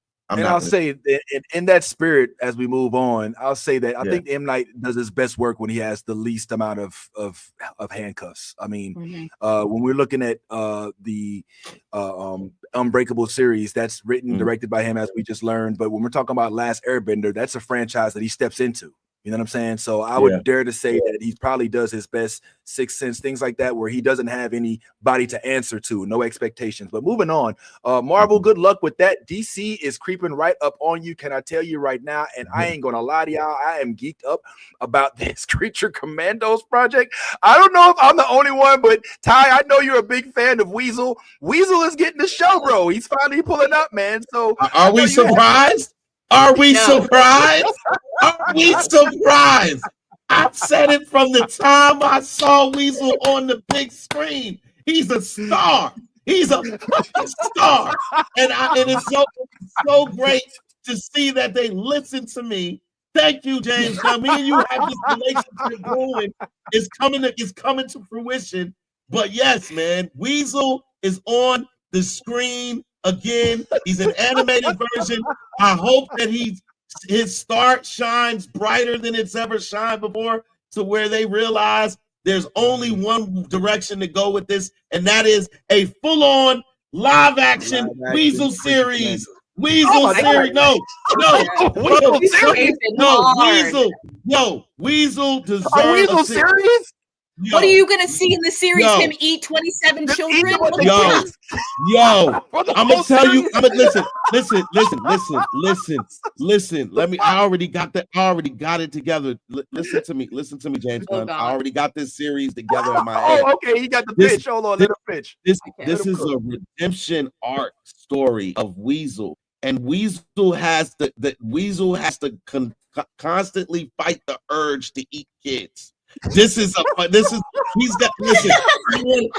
I want kids to be his crack cocaine. Like I want him to go through a series as just like he's seeing all these potential lunches, dinners, and breakfasts, and he's just warring with the idea of eating these kids, and you see it all throughout the thing. Like kids just running up to him. What are you? They think Weasel's like a dress up thing that pulls up the birthday parties and stuff like that. They think that he's in a costume, and Weasel always has to and look, you know how what was it Tweety and Sylvester, you know how Sylvester used to always chase Tweety, and in the scenes, he might eat Tweety. Tweety might be hanging out his mouth, and they'll be like, Sylvester, what's that in your mouth? And then he has to take out Tweety. Tweety's all wet and everything. I want to see some stuff like this. Like, Weasel, what are you about to do with that kid? And he's just like, you want him like full withdrawing on children? What is wrong with you? Put that baby down, Weasel. He's like, I can't. And then runs Yo, away. you are a maniac. Absolutely, absolutely. You are a problem. Great. Yes. All right. Well, yes. I hope you get what you're looking for. Oh my with God. That would be a Weasel. fun game, actually. Like in a game sense, that would be a fun game. Like if you really think Yeah, about it, you know what I'm saying? Like Weasel, like having to go and eat the children or something like that. Like that would be a fun game, I think. But as far as watching it on television, I don't want to see a child. He's never gonna eat the kids. Like the whole thing. The whole thing is eat the kids. no. Yeah, You should absolutely that would be They're that. like That a would turkey be a. leg, and it's like a There kid's would not leg. be. There Like would the not beginning be of a It. season 2. There would not be a season 2 if you let him eat a kid. That would be over immediately. They gonna all yell. Man. Weasel. Oh my God. Oh my, that'd be over so fast. Like before we even get excited about it. Yeah, I really think that Weasel is one of those funny characters. You remember Mr. Bean, right? Yeah, And how Mr. Bean never said anything for a long time, and he was funny as hell. His show was funny as hell, but he never said anything until he started talking, and you were like, Mr. Bean talks? Oh, I hate this guy. Like, I never liked Mr. Bean anymore after he started talking. Weasel could have a whole show where he never talks, and he literally is just out here trying to do right, but kids is his kryptonite, and every time he sees them, he starts salivating. He starts salivating and getting all excited and everything like that. And each episode is his redemption about him not eating kids. Like, Weasel, you did good. Another week where you didn't eat a kid. You know what I'm saying? Like this, but he's such an interesting, funny, like, because it's like, why did y'all even bring him on to the Suicide Squad? Yeah, for him to get back out there, if you didn't want to follow the journey of Weasel. True. Weasel escaped. Weasel is the only person that escaped, and they supposedly got trackers that blow up their brains. Right, exactly. So why is it that Weasel is out here in the world? Because Weasel has a story to tell. That's why. Weasel has a whole story to tell about why he eats kids. Why? We need to see the backstory of how Weasel was forced to eat children as like he was forced. He never wanted to eat kids. He likes chicken. Everybody likes chicken. I think it's more of a revenge thing. Like, he was abused by children. That's why he eats children. You know what I'm saying? Like, because that's some twisted shit. 27 kids. Something happened. All right. That he's tainted. All right. Children did something to his ass. He only eats badass kids. He only eats badass kids. Like the Bebe's kids is all he eats. He eats babies that sell drugs. Or maybe he should only eat the Ankui kids from yo. That'd be cool. Like they're all small though, not when they're big and outgrowing their clothes though. Oh man, I keep thinking of Pennywise just eating little Timmy's arm. Right, they did it for that. Let it happen. I keep thinking that too. Like, it's kind of like a Venom type thing. All right, but real quick, another DC news. I just want to shout out our homie Frankie for getting the opportunity to actually be on the official DC podcast. Like, that is a big deal, and I just think that it's worth giving her flowers at bare minimum, man. Because I mean, Frankie's a friend of the show. She's come on here, and she's swapped in some experience, and to have a Black woman with that level of DC knowledge on the official DC podcast is a big deal. If y'all don't know who Frankie is, y'all definitely need to learn who she is, because she is a big deal. Y'all remember when we had Frankie on the show? Yeah, absolutely. No? I want to get her back on. Frankie, her nickname is the Fanboy Fighter, and her whole thing is to put you in your place, because she thinks like a lot of dudes, they like to look down on women, especially Black women, when they have their knowledge about comic books. And she will let you know real quick, like, look, I'm not the one to fuck with. I know my shit. And she will take different stances on certain projects that may not necessarily be so popular with everybody. Here's one of the takes that she had when she was on our show that I don't know if it held up that well. Y'all tell me what y'all think about. It was going to be really, really, really good. And the Flash. You guys didn't put the Flash on there. I know Ezra ain't shit, but damn, that movie going to be fire. Everybody says that when that movie dropped. Yo, J.K. Rowling, we was all anti J.K. Rowling's. Now everybody is doing Hogwarts content. I think the same thing's gonna happen. We're gonna justify it as a Batman movie. Hopefully he's gonna be gone at the end of that movie, and if that happens, everybody is gonna be talking about this Flash movie. Ezra Miller has reached R. Kelly level hatred. Do you think that Grant Gustin would have been better served in that role? No, someone else can be the Flash. Personally, I think Timothy Chalamet would have been better. I think Grant Gustin is also getting a little bit old. I'm so sorry. Give him a break. He's been the Flash for like 15 years. Stephen Amell did it, and he's gone. Is he Green Arrow right now? No. I love Grant Gustin. Let that man rest. Let that poor man rest. All right, so the video's a little choppy, so my bad about that. But ultimately, she was putting her money on the fact that the Flash was going to be the new hotness, and after it, everybody was going to be talking about it. I don't know if that panned out that well, but she definitely, at the end of the day, is not anybody I would go head to head with when it comes to DC knowledge of the actual comic book lore. Like, Frankie knows her shit, and she will put you in your place real quick. So I just want to give Frankie her flowers real quick. In other DC news, unless anybody had any comment on that, in other DC news, and I don't know if this is really DC related, but it does involve a familiar face from the DC realm. And of course, when you think DC right now, there's only one real person who comes to mind, and who is that, Ty? Ty? What? James Gunn? James? Oh, I'm thinking actors. When you think about actors in the DC realm, Aaron Pierre. Oh, damn! All right, I'm way off. Are you gonna say John Cena? John Cena? Oh wow. Okay, you know what? That was a bad question. Yeah, that was a bad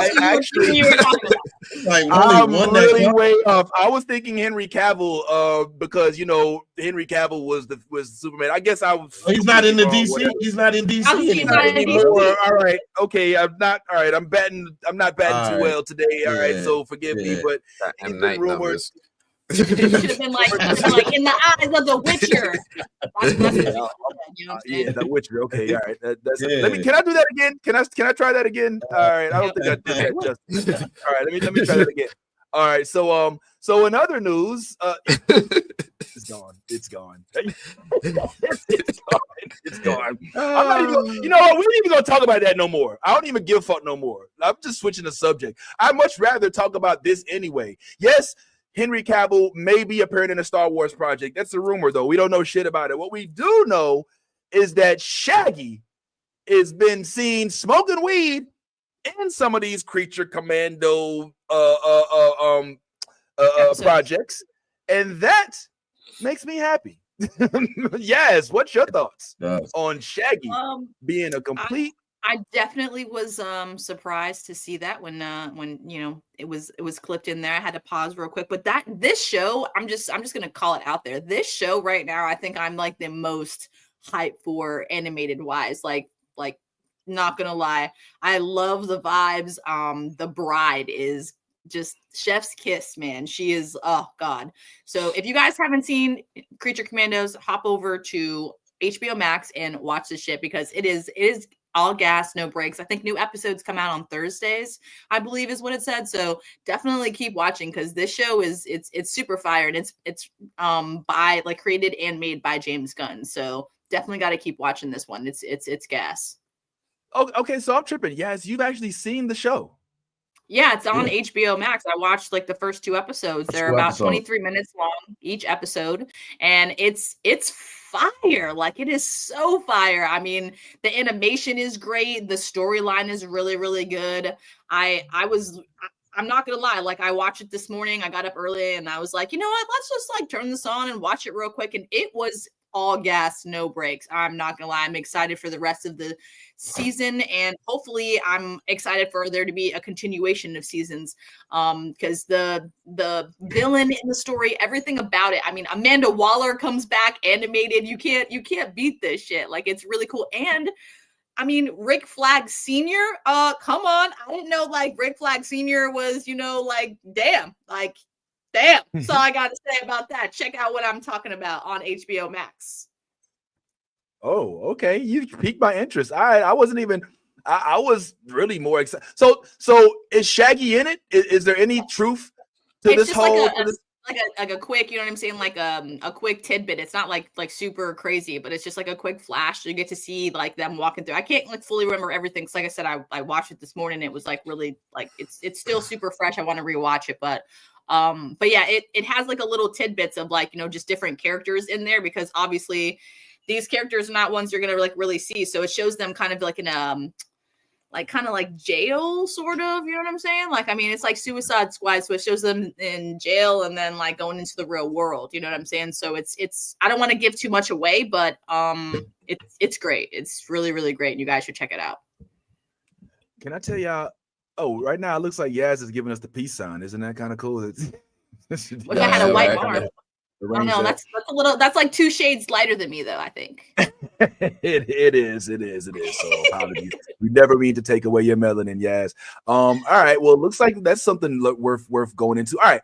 So we're down to the last few minutes here. Unless we want to go a little over, I'm not opposed to it today. I ain't gonna lie. I'm a little tired, but it is what it is. So let's just talk about some of the stuff. One last random topic. I'm sorry. This one we have to talk about this because this is hot right now. Harry Potter fans? Anybody? Harry Potter? Yeah. Sure. Harry Potter. Okay. All right. Cool. I dig Harry Potter. You know, I'm here in the Orlando area. We got a whole Harry Potter Universal Studios area, so I definitely check that out. But for those that are into the Harry Potter series, you may be thrilled to know that they are doing this show for Harry Potter. What has been generating a little bit of buzz is the potential for one of the roles, particularly that of Snape, in the Harry Potter series, has now potentially been cast as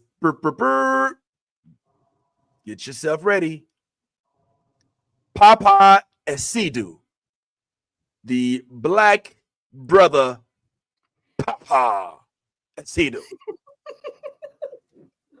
So do we have to go ahead and just get the brass knuckles ready to fight the comment sections in the internet for all of the race bend hate that's going to come, that comes with every time any prominent character that was in anybody of lack of melanated background had growing up, and them telling us how this is going to kill their childhood, how this is going to usurp all of the production. I mean, let's not say nothing about J.K. Rowling. I mean, we just heard Frankie, you know, she got her own problem and she's still out there firing.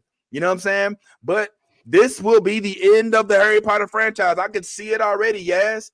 You can already see it.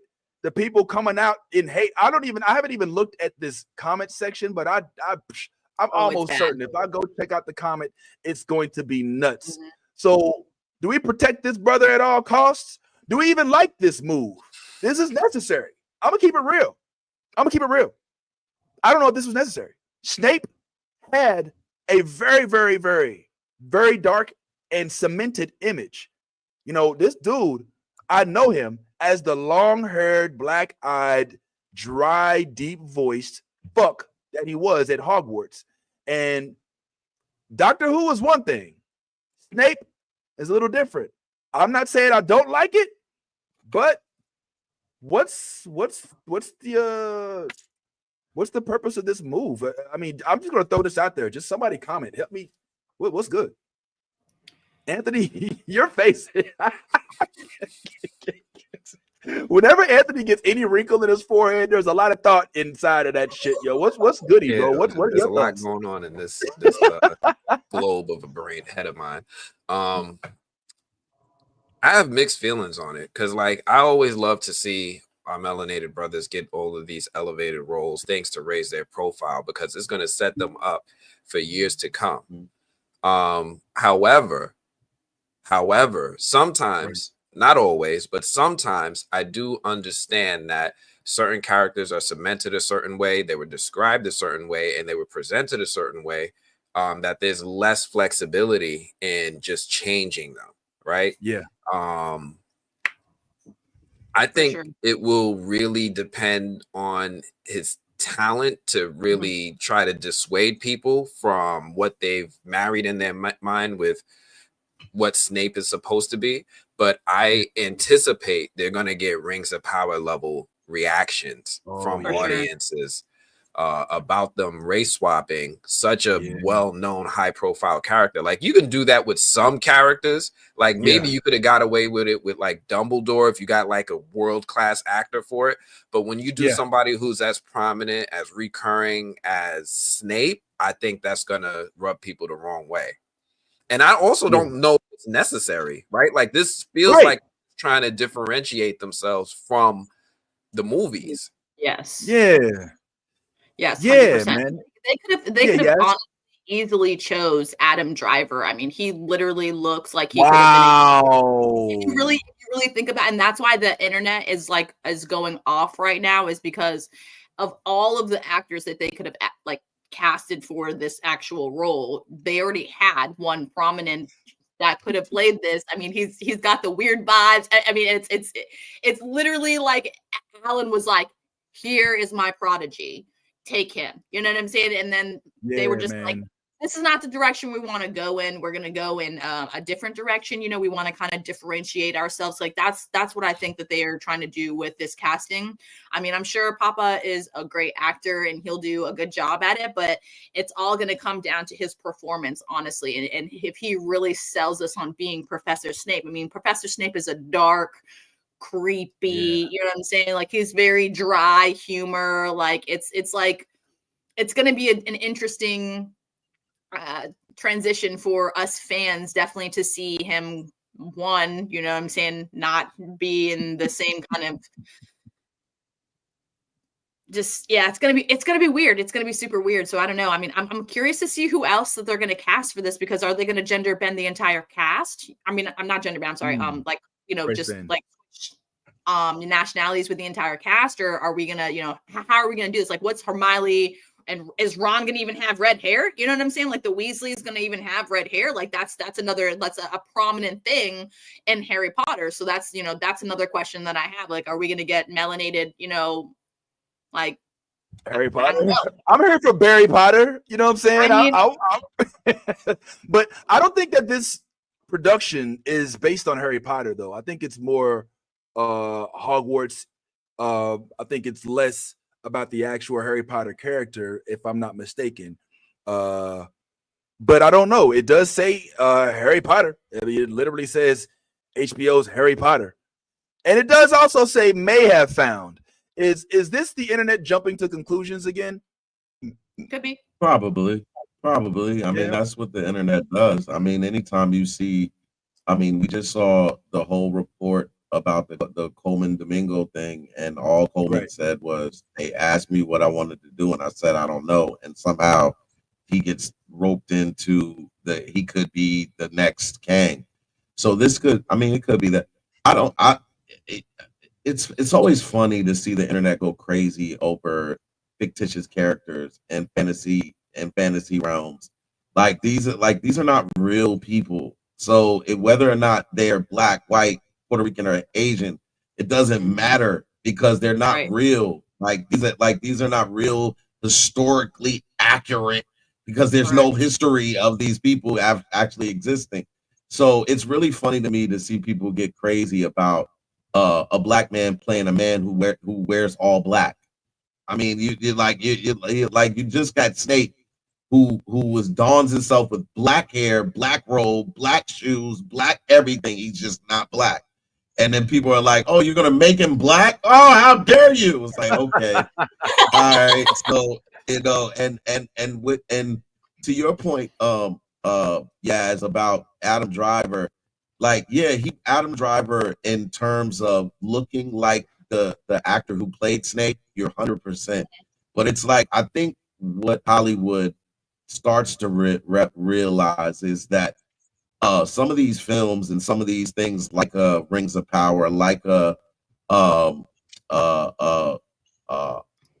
Harry Potter, there was not a lot of melanin on screen in the first place.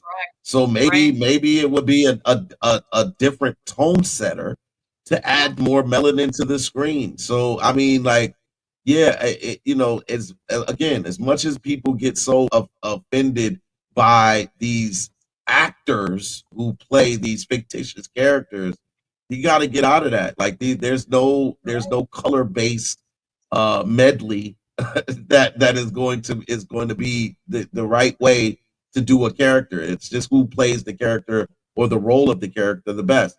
So if this guy comes in and sets off the snake, then people, sit their behinds down like, well, he was pretty good. I can't lie, he was good. It'll be that type of discussion. I mean, yeah, the initials are going to be, oh, they're just doing that woke stuff. They're putting black people where they don't belong and they don't need to be. And sometimes I'm like, look, you're right. We don't need to be here. We look, we don't need to be here. That's not true, because in Hogwarts Legacy, I'm brown and I got curly, like my natural hair, and I'm flying around on my broom kicking ass, kicking names. So I mean, this is 2024, okay? So like we got all colors in Hogwarts. No, you're right. Anthony, you got something to say? This is not going to be popular. Oh, let's give him a full screen. Here's my thing. Please, sometimes, like I said, sometimes I think just leave this man alone, right? Let them British people have their little Harry Potter. They want to have it all right.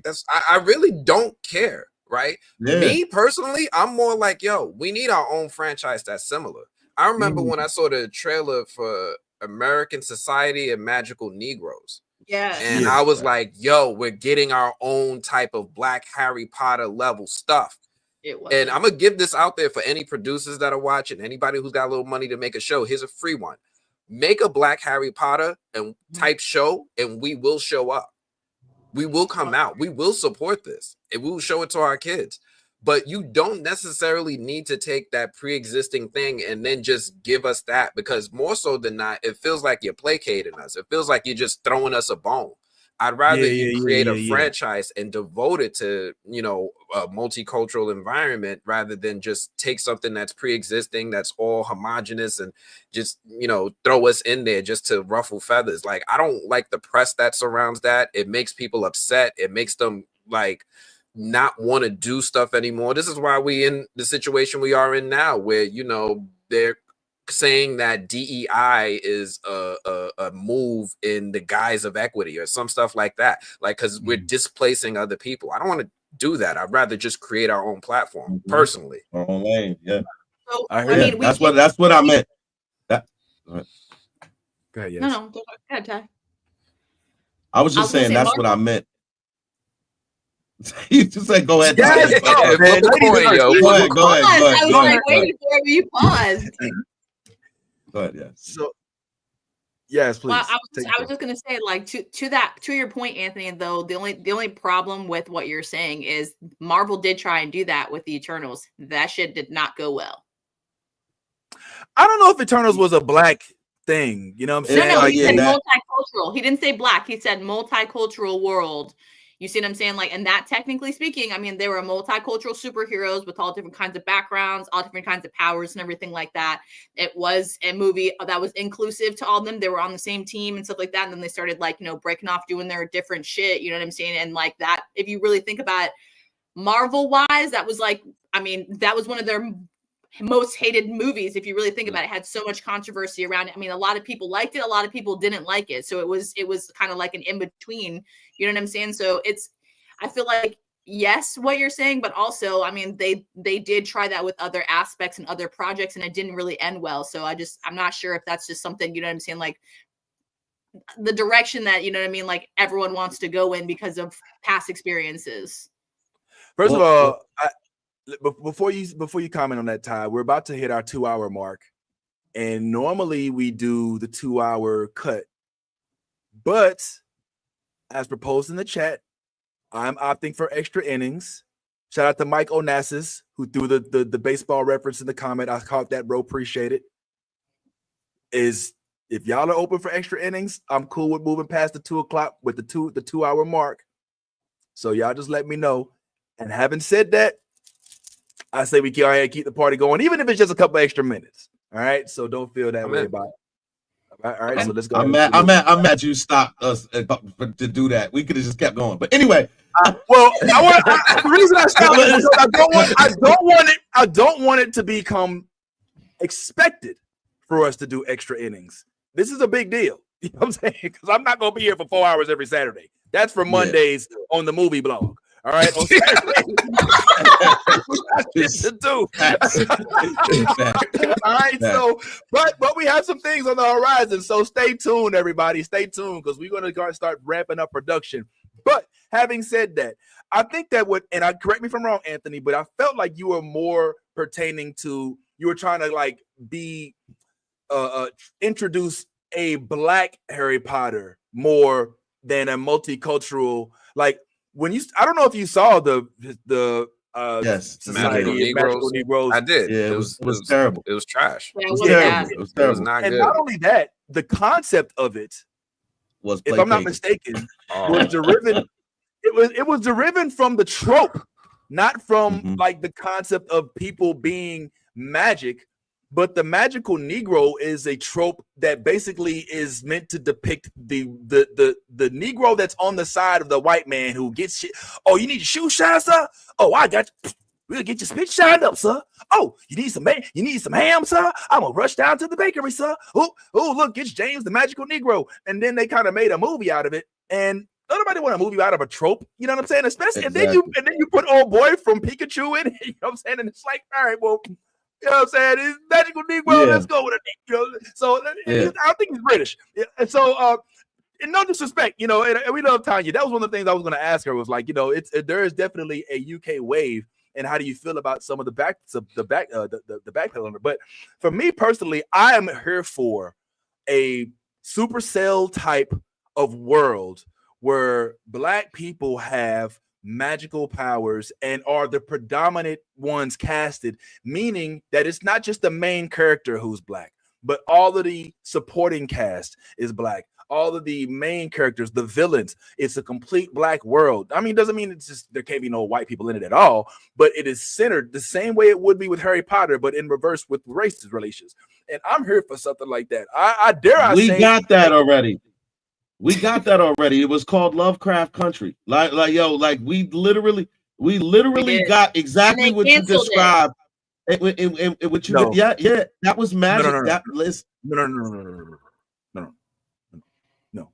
I'm talking magic, not supernatural. Okay, I'm not talking about just like a lady. It was magic. I'm talking spells. I heard what you're saying. There was supernatural shit, but let's think back to what actually happened in Lovecraft Country. Tick didn't have powers. He was able to control animals and beasts. The one lady, she was a shapeshifter, but she wasn't magic. Nobody in that show really had spells, spectrotronus magic. You're wrong. You mean just wizards, right? Specifically wizards. Yeah, like wizardry, like Hogwarts, like school, like, you know what I'm saying? Like a campus, you know, very Wednesday-like. You know, I'm not talking about just like people with like there are movies and shows with Black people that have powers. That's a thing. That's nothing new. I mean, in this environment, you know what I'm saying? But go ahead. The whole thing of Lovecraft that we worked up to the final end of the of the series was that the whole thing was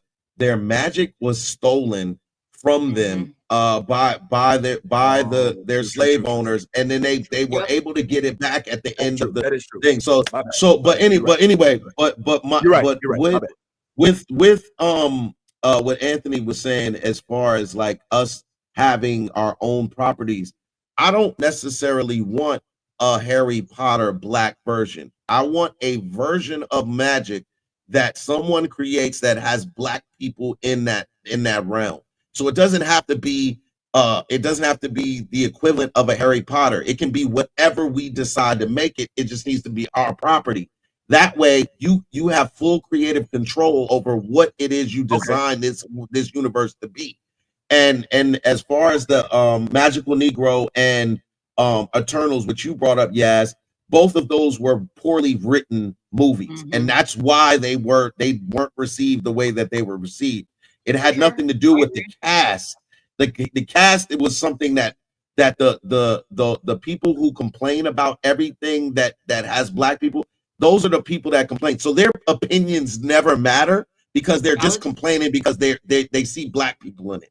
So those are or not just black people, people from the LGBTQ community or anything. They just hate on anything they don't understand. Yeah. Minorities. So that is where the hatred came in and the vitriol came in, was for that reason. Oh, we got a gay man on screen and Marvel now. We got this and we got that. That was what the complaining was about. So their opinions I never really pay attention to because I know it's really just it's all infused with hatred. So that's where the decisions come from. So what we're talking about is give me a black universe, a well-written storyline with good acting, and then let's talk about what we like and what we don't like about that property. Don't give me some trash and then be like, oh, well, at least we put y'all on screen. No, what the fuck? Like, yo, like you did Magical Negro with a dude lighter than me. Come on, what the fuck is that? And he's British. Yeah, and he's British. I'm not gonna sit here in front like yo, when I see Magical Negro, I need a nigga that passes I need the brown paper bag test. I need the brown paper bag test in a movie like that. You cannot start off with Magical Negroes and then give me the lightest Negro you could find in all of that's the light Negro of all of the UK. Exactly. Come on, man.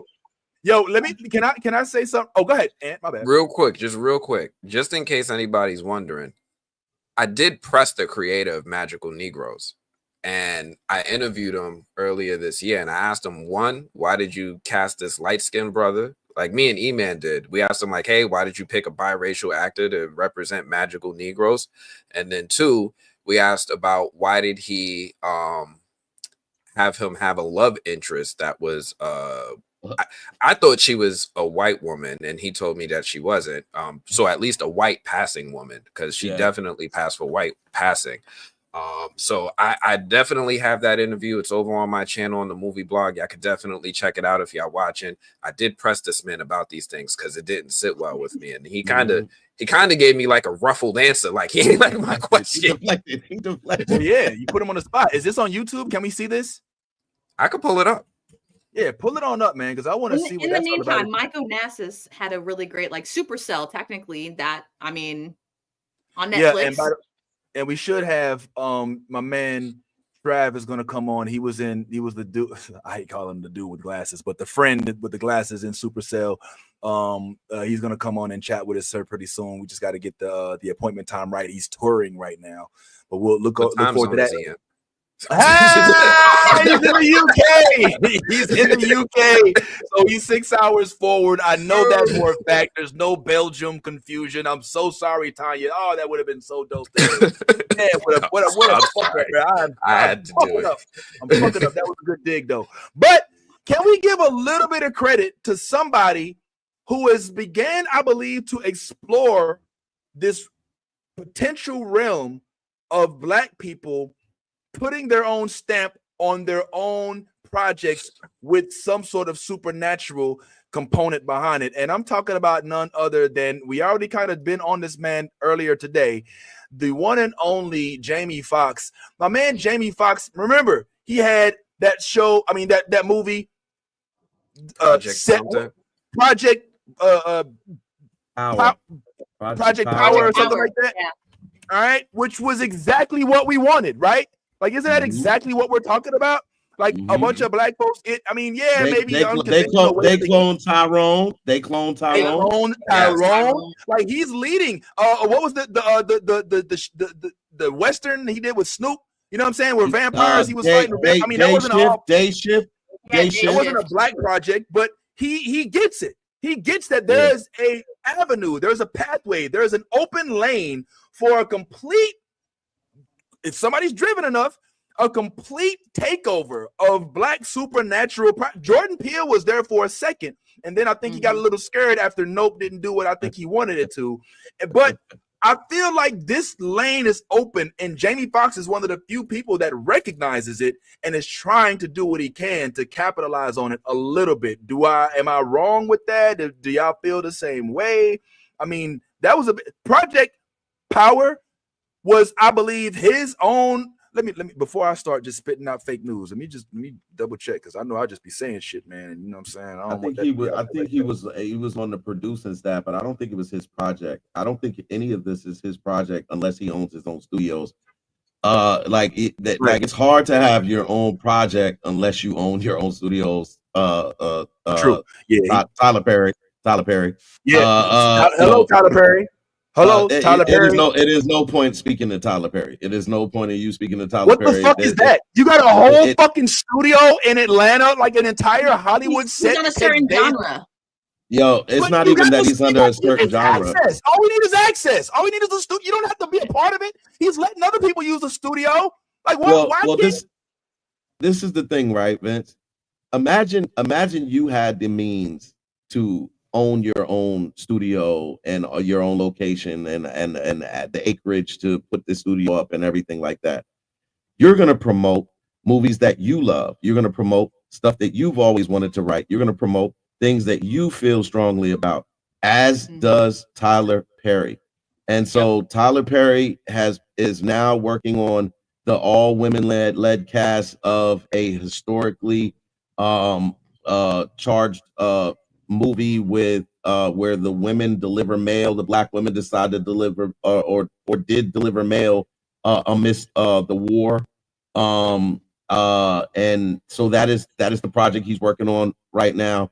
The previous project before that was cemented in a strip club. It's called Beauty is Black, or Beauty something is like that. Yeah. Something to that degree.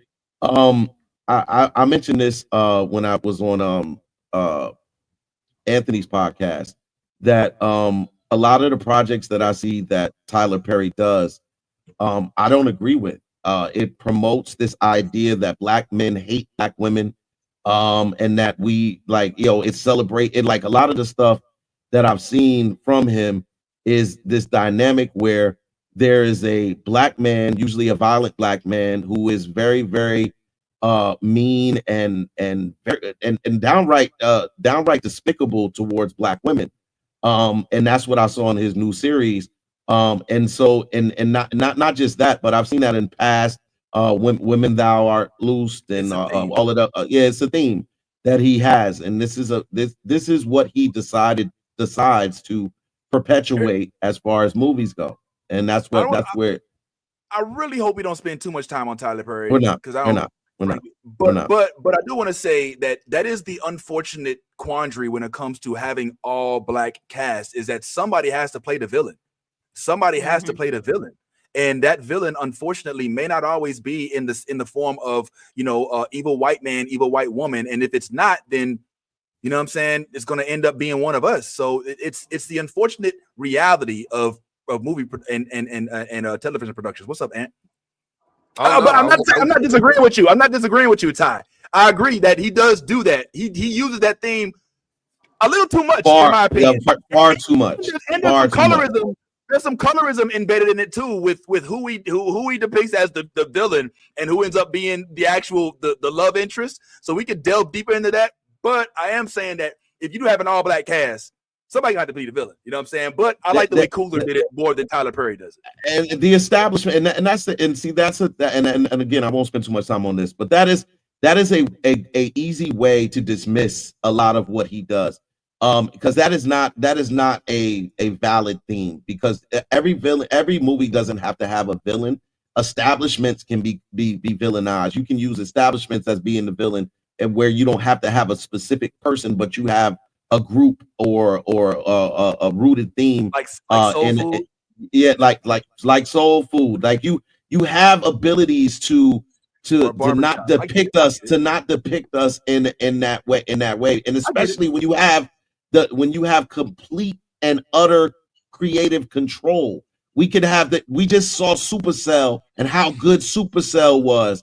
Supercell is not rooted in any black people looking like we came from. There's the idea that you grew up in the hood.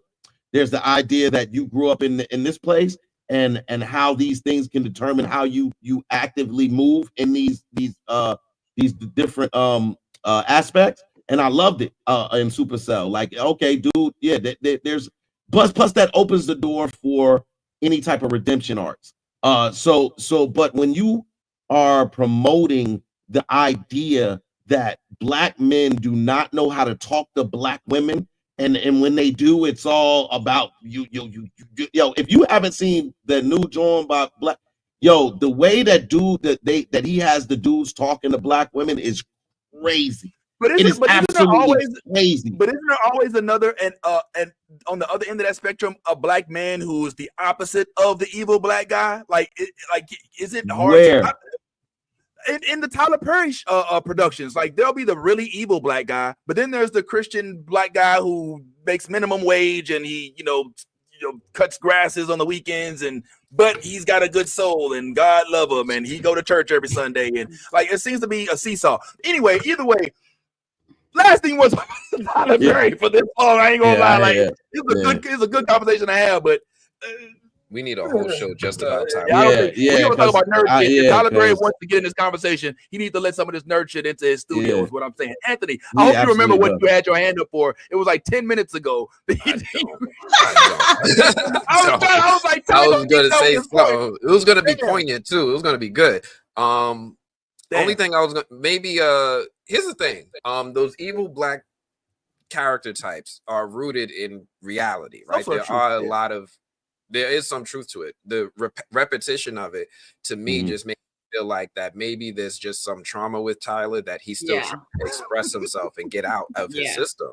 Honestly, like maybe he had somebody that did him dirty and he's like telling this story over and over again. He is the writer, creator, producer. The buck stops with him. So if you start seeing this stuff repeated all the time, this might be just something he's still trying to artistically get off his chest. And that is a whole other thing within not just our community, but lots of men in general that needs to be addressed, right? There is a lot of misogynistic, womanizing men that do women dirty.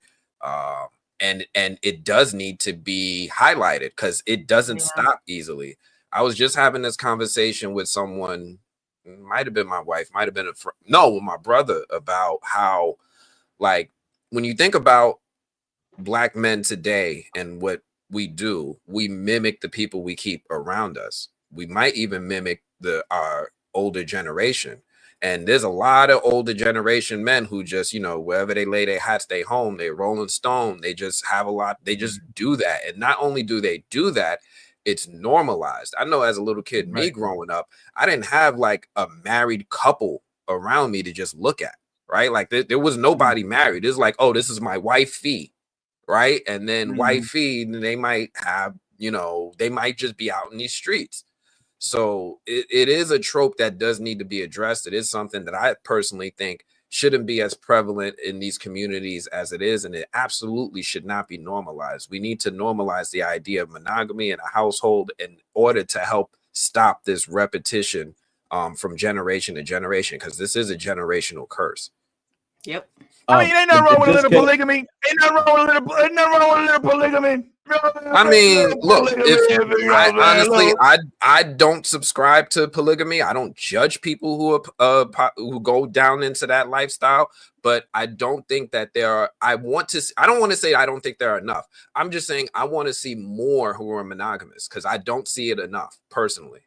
And to that point, Anthony, because I totally agree with you, but this is why I have such a big problem with Tyler doing it, because there are so many directors that already promote that.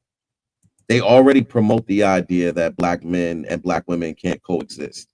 They already promote the idea that the only way that there can be a happy marriage is if the black man is with a different a woman of different race or bilateral. It doesn't matter.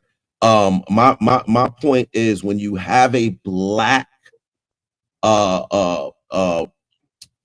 production owner, which he's the only one we have.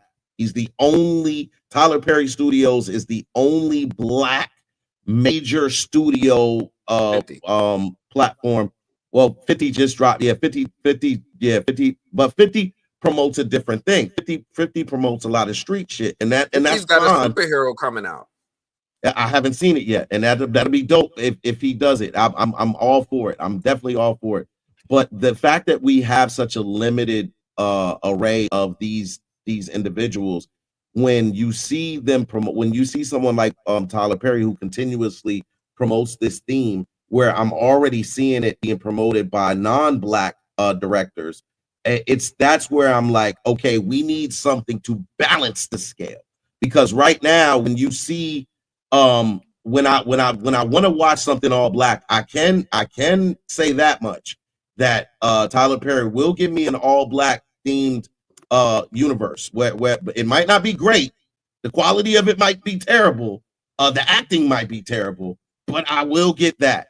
But then when I get it, and then all you're doing is showcasing the negative aspects, that's where I'm like, all right, this is not what I'm really meant, because I'm already seeing us negatively portrayed in these roles by other directors. So that's why I don't give Tyler Perry the pass to do it, because we need a balance, whereas we're not getting that from these different platforms. I honestly haven't seen enough of Tyler Perry's recent productions to know. The last thing I think I saw was well, maybe you should stop because it's different. I see like Diary of a Mad Black Woman when it was a play before it was actually into an actual movie. And at the time, it was like, okay, cool. That's a point that needs to be made. But I think Ty's point isn't that this is not a point that should be made in the Black community. I think his point is that it shouldn't be your only point. It's like there's more to do other than depicting the issues within the Black community. When you have a studio property as fast as you do, you can be a little more creative about how you depict all of the Black men that you have. I think that's the point he's going at, but I don't want to speak for him. It's 100% where I'm going, Vince. I appreciate you speaking for me in that regard. But if you haven't seen the Alex Cross series, because I am currently watching the Alex Cross series, that is what I when I say quality of life when it comes to how Black people interact with Black people, I'm all for how they are portraying the Alex Cross series. That is it like, you have a Black man who does have trauma from his childhood. He does have the violent episodes that come along with the traumatic experiences that he's had, but he's also working through it, and he's not just working through it alone. It takes a village to raise a family, and you have a grandmother, a best friend, a girlfriend, kids, all of the things that come with the nucleus of family. And when you have those things, you see a progression of a person who's dealing with trauma, who now has to address the trauma, but has the full support of everyone around him to do so. And these are things that occur within our community, because we as Black people, a lot have never went to seek therapy. We've never addressed the traumas. We kind of overlook them and just kind of sweep them under the rug, like, he's just crazy. You know what I'm saying? That's what, like, you know what I mean? Like, that type of stuff. So when you see Alex Cross and how they're addressing it, that's the type of writing I love to see when it comes to Black people, how we're represented on screen. Fun fact. I just give like a low-key Aldous Hodge compliment. I did. I did. Aldous, you better run with that, man. I did. Yo, funny parallel with Alex Cross and Tyler Perry. You know, Tyler Perry was the first actor to play Alex Cross. Not the first. Excuse me. Morgan Freeman was actually the first to play Alex Cross in Kiss the Girls, and then Alex Cross was played by Tyler Perry in the Alex movie. Cross. Movie Alex Cross. That did not do very well.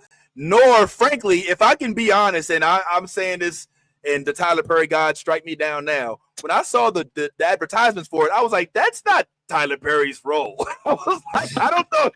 I like the little role he had in Star Trek. Remember, he was like a magistrate in Star Trek. Like, I was like, yeah, I see that. I fucks with that. But Tyler Perry with the AR-15s and shit, man, I don't know. I couldn't see Medea out there running around like that, bro. That's a shame that Tyler has corrupted his appearance as a man on screen. Like, we're like, hold up, something's wrong here. He doesn't have a dress on. He doesn't have a dress on. Or a gun in the purse. What are you doing? It's like, yes, I was like, yo, at what point does Alex Cross go to jail? Or when is Alex Cross family reunion? You know what I'm saying? Like, I'm waiting for the suit to drop. You know, but whatever. You know what I'm saying? It is. That's funny, yo. Hold on, let's take a moment and chat with the comments since we still here, man. Shout out to everybody who's watching, especially if you're on YouTube. That's the place to watch us, y'all. If you're on Facebook, Twitch, anything like that, thank you. But definitely move on over to YouTube. That's where we want to get everybody. A black Loki. There is a black Loki. You didn't see that? Like, hello. Yem Lihan, I want you to go ahead and join the rest of us here in the Nerd Universe. There is definitely a black Loki. If you watched the season 2, you saw that there was a black Loki there. Spot on. Thank you, JTS616. I believe you are a transplant from the movie blog. Appreciate you pulling on up, man. That's a big deal. And thank you for coming back to Earth 616. Carrie pulled up just talking cash shit. What's good, Carrie? You know what I'm saying? I'm gonna scoot on over. You gonna pull up? What you talking about?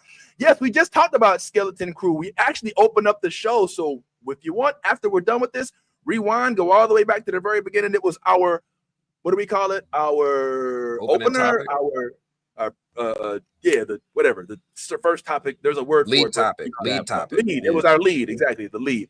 Michael Nassis, I'm loving the crossover baseball stuff, bro. I try to keep my baseball sports love apart. I've tried to compartmentalize that, but there's definitely a lot of exciting stuff going on in that world right now, man. So we'll definitely get into some of that next week. Black men, let's read what Carrie says. Black men need to make themselves look better. Then maybe it'll translate. Ooh, shots fired. Let's get more education. Let's get more black male entrepreneurs and family men. Okay, Carrie, you want all the smoke this morning. Now, look, I'm not going to sit there and lie. There is room for this narrative. Absolutely. What sometimes kind of messes with me as a dude who went to Florida A&M is I often feel like a lot of attention is put on that class of men, and neglected are those on the other side. You know what I'm saying? The ones with the degrees, the Anthonys who do have an actual business, who actually do spearhead families, you know, the Ties who take care of their families. Like, I hope that the negative image of black men doesn't overshadow all the rest of us that are out here doing our thing. That's all I would say, Curry, but definitely appreciate your comment. How about it was where is this Loki energy coming from? Like, nobody's talking about Loki right now. So Yimli don't know. Maybe they should. Maybe we should. But it's so random. It's so random. But I guess we did talk about Loki a little bit because we were talking about how Jonathan Majors was introduced to us as Kang in the Loki series. But yeah, man, Yim, you pulled up with big Loki energy, and I'm not mad at it, man. I'm not mad at it. Spot on. Alex Cross, I watched the first scene, and it was well, look, I say watch the show. All right, watch the show. Yeah, please. Please. If you only watch one scene, like I when we had this conversation, I told you I had only watched like 2 or 3 episodes, and it was a slow build. But I'm on like the 5th episode right now, and everything that I've seen thus far, and including Aldous Hodge's performance, because you know I'm not a huge Aldous Hodge fan, but thus far he's been really good. It's been sound. The story is written well. You know, I was not expecting to be as intrigued. I got the wife watching it. She's loving it. And again, like anytime I can see us represented on screen in a way that I feel proud to say that that's good representation, I'm always going to support those type of things. I'm so tired of seeing us projected as these just violent, like it's just I'm tired of it. I was very violent.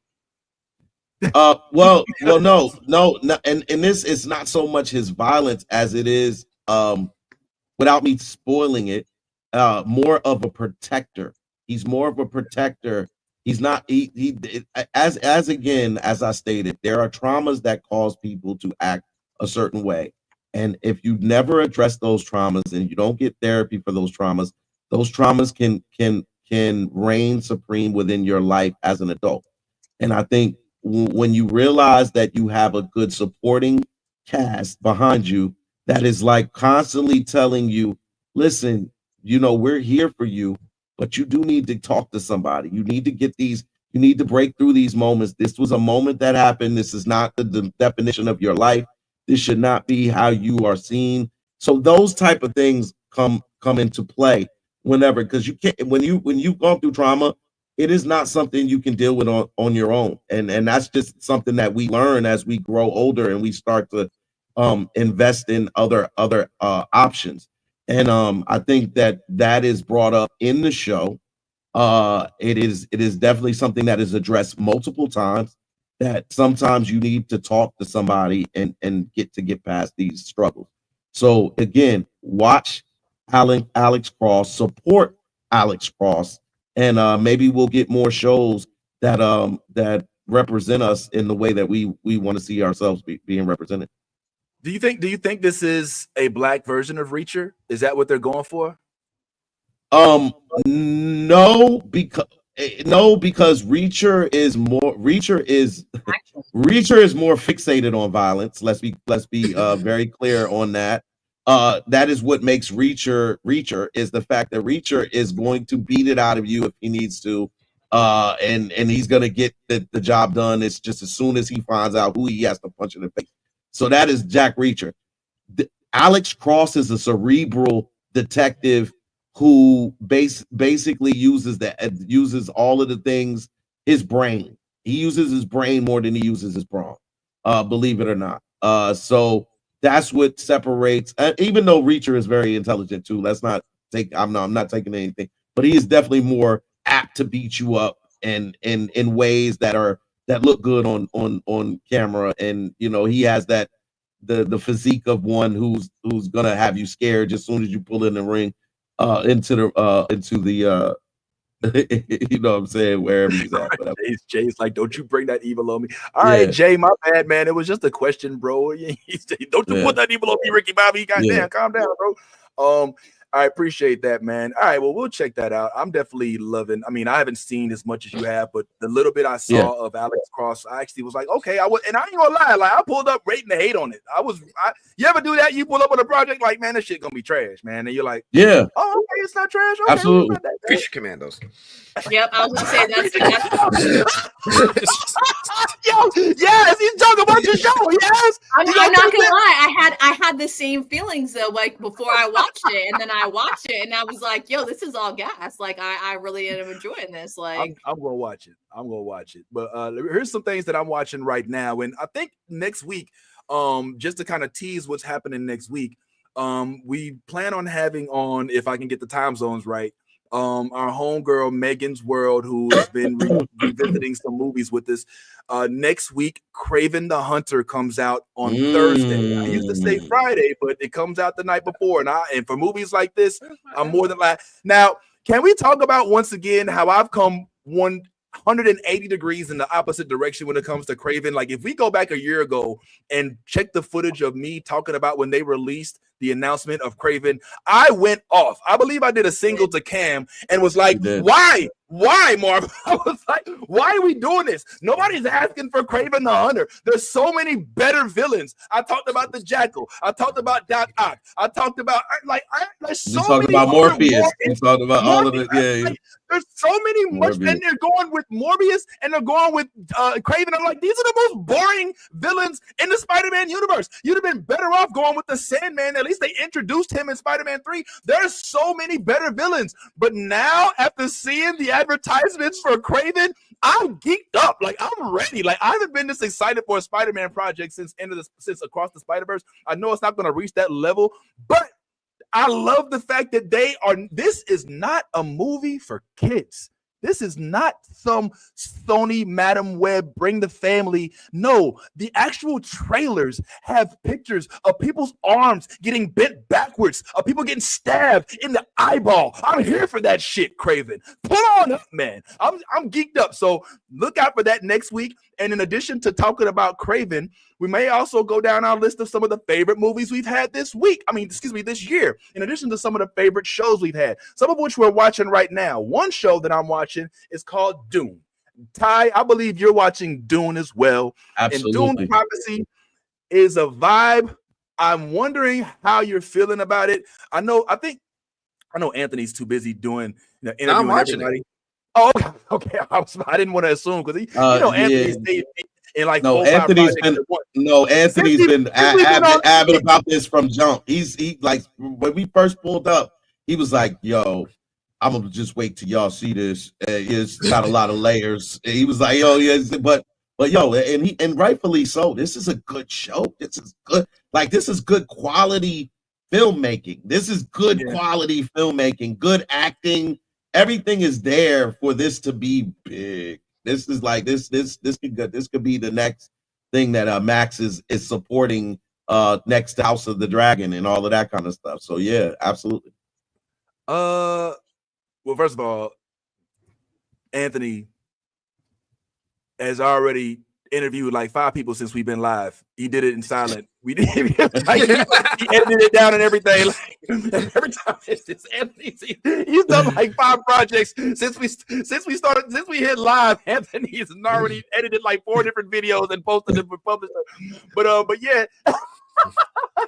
But yeah, like so you feel that Anthony, have you had a chance with all of your busyness to watch more than the first episode of Dune yet? I'm like on episode 3 now, so like I had to like really take time to catch up on stuff because I was focused on From for 2 months straight. So I was able to watch. I was able to watch Penguin, which was hands down the best show of the year. If not, Penguin is in my top 10 TV shows right now. Like period. Like Penguin ever. Yeah. He shares my sentiments. I've said it myself. The same stuff. I've said it. It's on some GOAT status. It's on some GOAT status right there. Penguin is like right here. It's levels above so many other shows. And and one of the best things, and I had this criticism about From, Penguin does it so well. Every episode feels like it progresses the story. Yes. The characters never end where they started at the beginning of the episode. And I just love it. And one of the worst things that happened to me was like I was spoiled about the ending, but that didn't ruin it. Like, not at all. Not even a little bit. Like, the journey still to get there. I'm like, oh, when is it going to happen? When's it going to happen? I was like, wow. So Penguin, like, hands down, I got to catch up on that. Teacup, I was able to catch up on, which was solid. Now. Teacup was solid. It was a cool little show. Recommend it? I would recommend it. Okay. Yeah, I'm on episode 3. It's pretty good. Yes.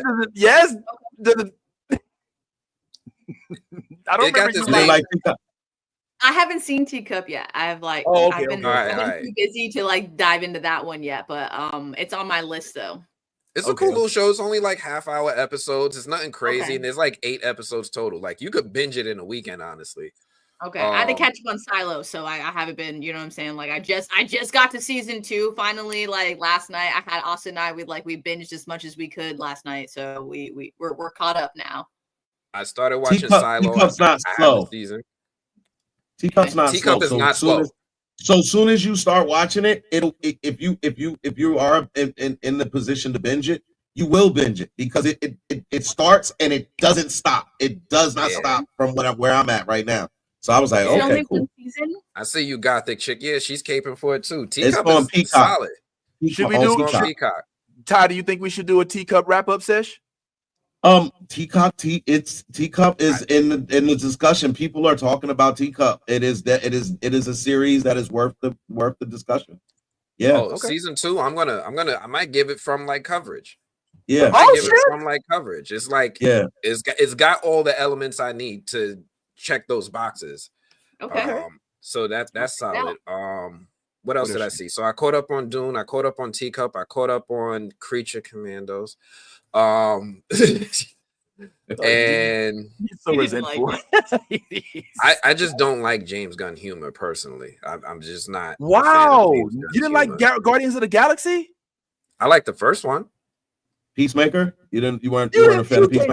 I saw the first episode of Peacemaker and I was like, it just wasn't for me. I was like, oh, all right. You only watched the first episode? Peacemaker? Wow. Oh, wow. You gotta go back. You gotta go back. No, we gotta change that. Yo, Anthony, you. Here's the thing. I don't like James Gunn's humor. Like, if you saw the Guardians of the Galaxy Christmas special, that was a distilled thing of James Gunn's humor with the music and all that. Like Creature Commandos, I was like, I don't like this music. Like I'm just not a fan of James Gunn's stuff. I'm not saying it's I'm not gonna say it's bad because he knows how to craft a story. He knows how to put stuff together, and he's not messing up. It's not some. It's like you ever eat something you don't like the taste of it, like ew, cauliflower. Yeah. Like I'm not knocking people who like it. It's just not for me. And I brought this up because this is what I will be doing this weekend. I'm going to be going to the celebration of Black cinema where they are going to honor Tyler Perry. So if I do get to speak to the man, I'm going to tell him every fucking thing y'all said. Please do. Tell him. Hey, give him my number. Give him my number because I want to have a long conversation with him. Yeah, take your number. For anybody who doesn't know this exists, this is something that Critics' Choice does every year where they have just an award show dedicated specifically to Black cinema and television, where those stars get highlighted, emphasized. It's created by the wonderful Sean Edwards, who I think he created it. He definitely curates it. He was a co-founder of African American Film Critics Association. This brother's doing big things out here, and I love that he's going to have this year's show highlighted by an award to Tyler Perry. But we're also going to have, of course, the incredible ingenue on there as well for all of our Lovecraft Country fans. We're going to have Wendell Pierce there. We're going to have John David Washington there. One thing I am going to try to do is I'm absolutely going to try to pitch Tyler Perry to make the magical Negroes things that we actually wanted as opposed to what we got. Right, like if anybody could make something like that happen and cast it properly, I think this man has the potential to do it. I disagree. I do too. I mean, listen, as long as hold on. Here's something I want to just say about Tyler Perry, real quick. I don't think he needs to write every project. I think he can be okay as a producer. Right? Let the man step into the background, produce it, and start letting other young Black talent, give them a platform to write, direct, and just help finance and bring these things into fruition. There's a lot of Black creators in there in the comic book world and the television world who could take on a project like this if you give them the opportunity, and he can just sit there and collect those royalties. Honestly. I 100% agree with you, Anthony. It just hasn't been proven yet. He has not given that opportunity for anybody else to direct. Listen, and that's because he's an artist in and of himself, but now he's at a different status, and maybe he just needs to hear it, right? Maybe he just needs to hear it. Some people are afraid to pitch. Like, you ever work for somebody and you're like, I can't tell my boss that. Like, there's a lot of people under him who probably aren't saying things. I don't work for him. Right. True. I can say it. Hell it would man. be great if they could collaborate together. If he could do something with like superhero wise, if he could connect with Carl Jones and Love Jones, and they could create something. And like I'm being serious. That would be pretty freaking dope, because obviously Carl knows how to execute. You know what I'm saying? Like TV shows that are, you know what I'm saying, like, and he knows how to hit those superhero type marks, you know what I'm saying, with certain things. So I think that collab, I mean, a lot of people would pull up to. I think the reason why I'm laughing is because clearly you must have forgotten the Tyler Perry episode of Boondocks where Tyler Perry called the network and told them, if this airs again, we're gonna have a problem. And that one episode is the only episode of Boondocks that aired once and never aired again, because Tyler Perry called and put it and used his weight to be like, no. And Carl Jones talked about it with us. He discussed that with us. So I think there is plenty love lost between Carl Jones and Tyler Perry. Doesn't mean that there's not room for I don't know, a rekindle ship. Who knows? But as of this moment, I believe that they may have had severed ties. Look, bring in a Ryan Coogler type person with that, right? Like, or if we really want to let this man cook with somebody he's okay with, let Regina King do it, because she can cook. Yes. Regina King knows comic books. She knows superheroes. She can direct. She can write. She is a multi-talented force in Hollywood who I don't think that they're taking advantage of enough. Right? Nope. Straight up. Regina King is amazing. She needs to be allowed that platform. You just blew my brain. I agree 100% with Anthony as far as the directions that in which Tyler Perry should go. But Tyler Perry has now had the studios for now. What would we say, about 10 years? At least. No, well, I know it's so. But I say that, but because I'm of that mind that he like. I feel like when you have the means that he has, and none of this stuff has surfaced. No directors have done anything in his studios as it would be at a Paramount or a Warner Brothers or any. They have multiple projects going on at one time. What I'm saying is that Tyler Perry seems to be one of those people that needs to have control, and that is the part why I'm of the mind that he's not gonna just give that control up, and that's why you haven't seen any of these projects come along. And it'd be great that if you could have the conversation with him. But my thing is, if he's not listening to the people that work for him, what the fuck makes you think he's gonna listen to you? And that's what I'm saying. People take other people's ideas all the time. They'll just take it and make it as their own. I don't even need credit. All I'm saying is, like, he just sounds like somebody, like any of us, when the first time you get money, you're going to be selfish. You're going to be super, super, super selfish. And that might last for a while. You might get a 10-year run where you're not loaning your family no money. However, over time, you might change, right? Like, he's had his studios for 10 years, and for 10 years, he got to be able to put out every single fucking project that got denied to him, right? He was working in Hollywood and studios for years before that, and they kept shutting him down. So now he's just sitting there getting everything out off his chest that he wanted to do creatively. Almost like M. Night Shyamalan, right? Like, he only does his own stuff, right? He's not really working on other people's stuff like that, except for this rumor of Avengers, X-Men, and his misstep with Avatar. There's a lot of people who only do their own stuff and don't support nobody else. Also, because Hollywood is not a very welcoming place. It doesn't really like leave room for you to keep that type of mindset, because people are, they're not all nice people in Hollywood. But I just think, given that out of everyone that I've seen in Hollywood, aside from 50, I would say he's one of the most people that seem it's more possible. He's the best positioned to make it happen. And that, I think, is what Ty's thing is. I'm fluent in Thai, so let me just translate what Ty is saying. Hold on, real quick, man. So what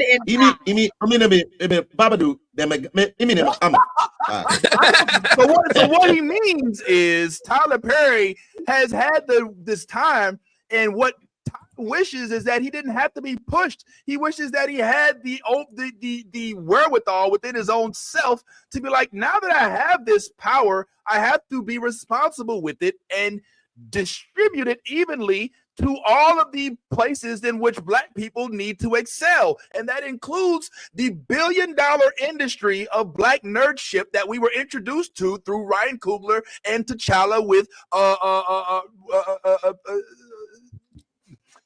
Chadwick Boseman. So I think that Ty's frustration, based on what he just said in Thai, in Thaibo, which is his native language from the island of Thai, is he shouldn't have to be told from you. Now, we respect that's where we are, and that's what we have to do. But in Ty's native land, they would have just did that shit already. It wouldn't have to be pushed. And that's what he's frustrated with. It's like, how do you not recognize? You were in Star Trek. You were in Alex Cross. How do you not know? You see the same projects we see coming out. How do you not recognize this off rip? And I'm going to shout this one out too. And I know this is going to get me fucked up, but I'm looking at you too, Oprah. I'm looking at you too, because you also had an opportunity. I mean, I know she's catching strays, but I'm looking at Oprah too, because she also had this access. Oprah had a studio before Tyler Perry did. You know what I'm saying? She could have been at least. She had her own network. Network. So here's literally. So I know I'm kind of look. I know this take is hot and it's not really realistic, because let's keep it real. The Black nerd is a niche. It's not something that everybody is jumping on. And it's just as of recently started to become a little bit more mainstream from my position.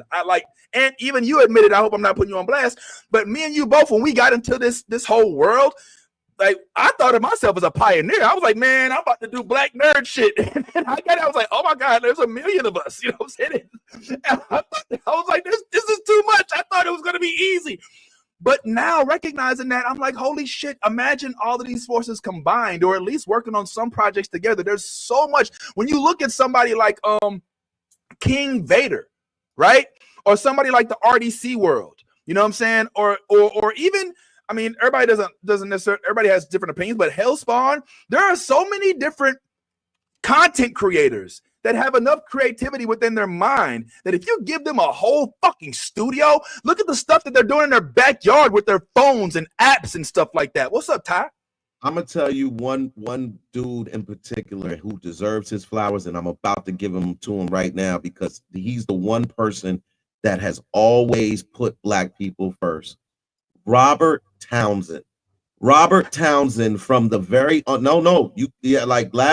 all you may. I'm not laughing. Robert, I'm not laughing. Yeah, okay, because I'm about to say, because Robert Townsend from the onset didn't have a studio, didn't have his own anything. All he had was a production company, and he was able to put out black film after black. Now, granted, not all of them was good, but you're right. They were black productions. All black cast, all black everything, and he did it non-stop for over 20 years. Wow. So you have an individual who didn't have nearly what Tyler Perry has, but knew how and where he wanted to move as a black filmmaker. Tyler needs those type of people to come into the studio and say, all right, this is what we got going on. This is what we're going to do.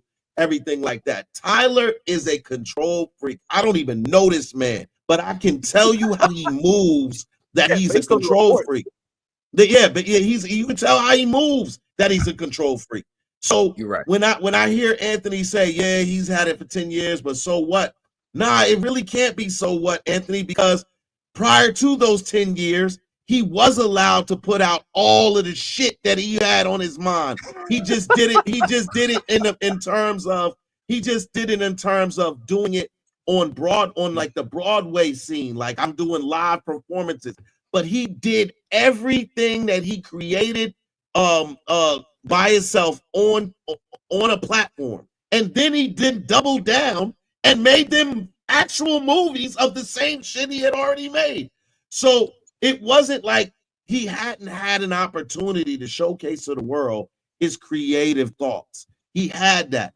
Now here we are, 10 years later, you own a studios, you haven't put out anything except what you want to put out, and everything that you're representative of, it all comes at a cost. And that's what I'm saying. Like, all right, dude, like you're all we have right now. Now we got 50.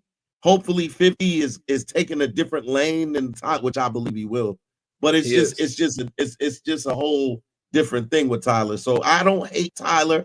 I'm just very disappointed in Tyler, man, as the way he represents us. I agree with everything you said. This man is putting out the stuff that he wants. He is telling his own stories. And honestly, sometimes we just create stuff that we're exposed to, that we're interested in. And him being the type of person he is, hearing his story in the church, being around a lot of women, I see that reflected in his stories. Robert Townsend is somebody who seems like he was a little bit more, had a different background. He gave us our first black superhero. What I was going to say then is maybe we need to take this in a different direction. Maybe if I see Tyler Perry, maybe I just need to be like, yo, bro, I brought you some comic books. Read them. So with that said, I want to see from the commenters and for people who watch this afterwards, if I were to meet Tyler Perry and I had an opportunity to give him some black comics, some black stories, not necessarily owned by Marvel or DC, and we would like to have him try to develop them, what would those stories be? I want the commenters and all the people who are watching to help me out, because maybe I just need to give this man some books. Be like, look, read this. Here's something you could do. Anthony, just for the commenters, just real quick, Anthony, just for the commenters that don't know who the first black superhero is, could you tell us who the first black superhero was that Robert Townsend created? Oh, I have it right here. I have it right here. This man did it. He brought it to screen. It was my favorite as a child. The very first one, Meteor Man. And Meteor Man was like one of them joints, like whenever it came down, I sat down and watched. They had black villains, they had black heroes, it was complete, they had black love interests, it was complete black from beginning to end, and they did it properly. Right? They didn't have this dude like being a woman abuser as a villain. He was just like some mustache twirling type of villain. Like it was done properly. And then also shout out to the Wayans because they did stuff like that too, right? We also had Blank Man. Blank Man was a comedy, but they gave us that all around well-rounded story that I think to the black community resonated for years. Oh my God. So like there is potential for these types of moments, for these feelings to still happen.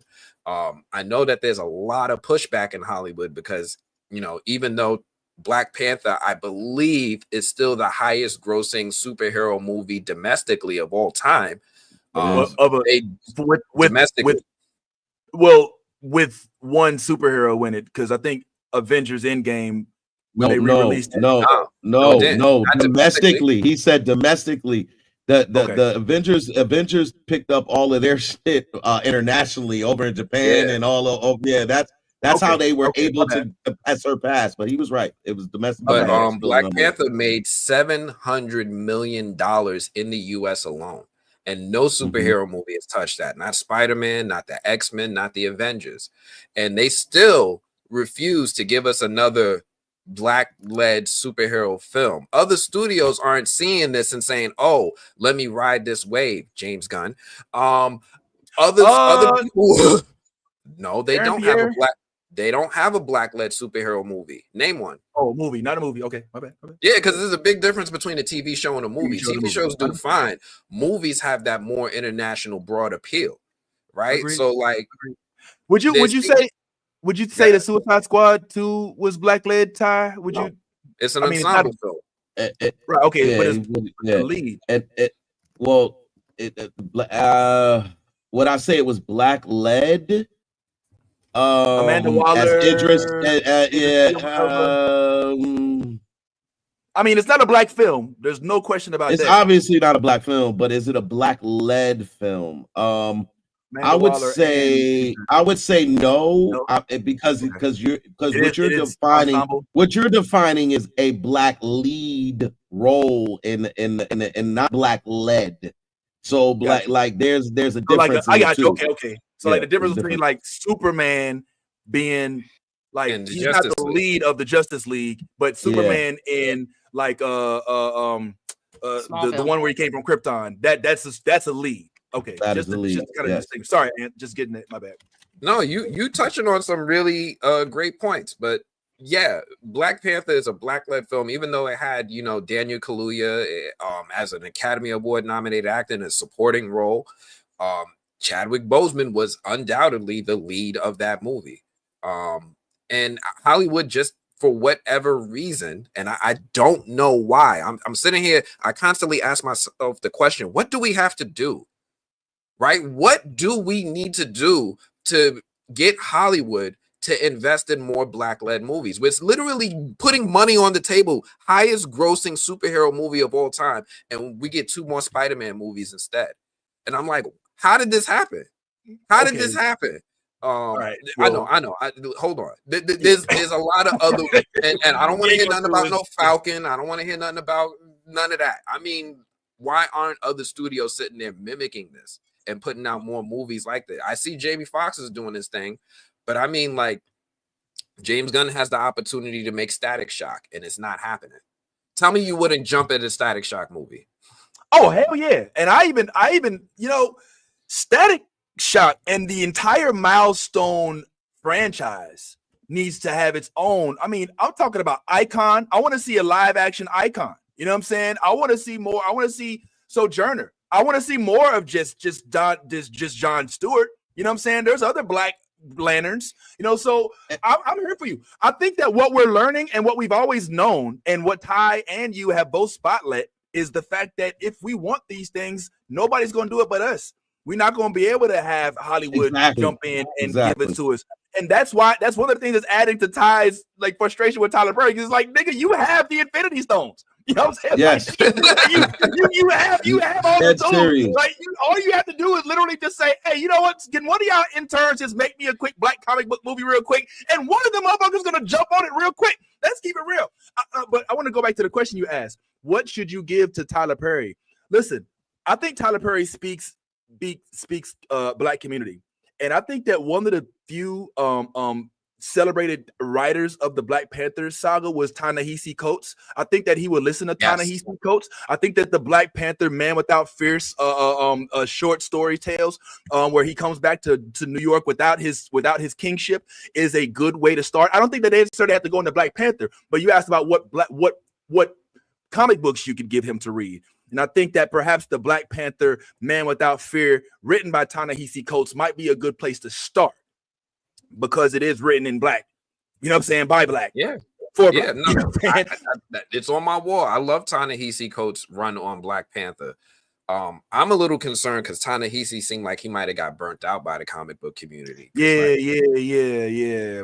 I feel bad about that because I would like to see his writings be put into live action. You know, and they have yet to really explore that. And that's where I think that Tyler Perry, and look, I want to stop this right now. Tyler Perry is not a gatekeeper. He's a guy with a lot of toys and a lot of access. But we do not have to rely on Tyler Perry, as we see with Robert Townsend, as we see with Damon Wayans, as we see with Jamie Foxx. So I don't want to put this thing into the bloodstream that the reason why we don't have black comic shit is because Tyler Perry won't grant us the key to it. And that's not the case. Yes, he could be instrumental, but he is not somebody we're relying on.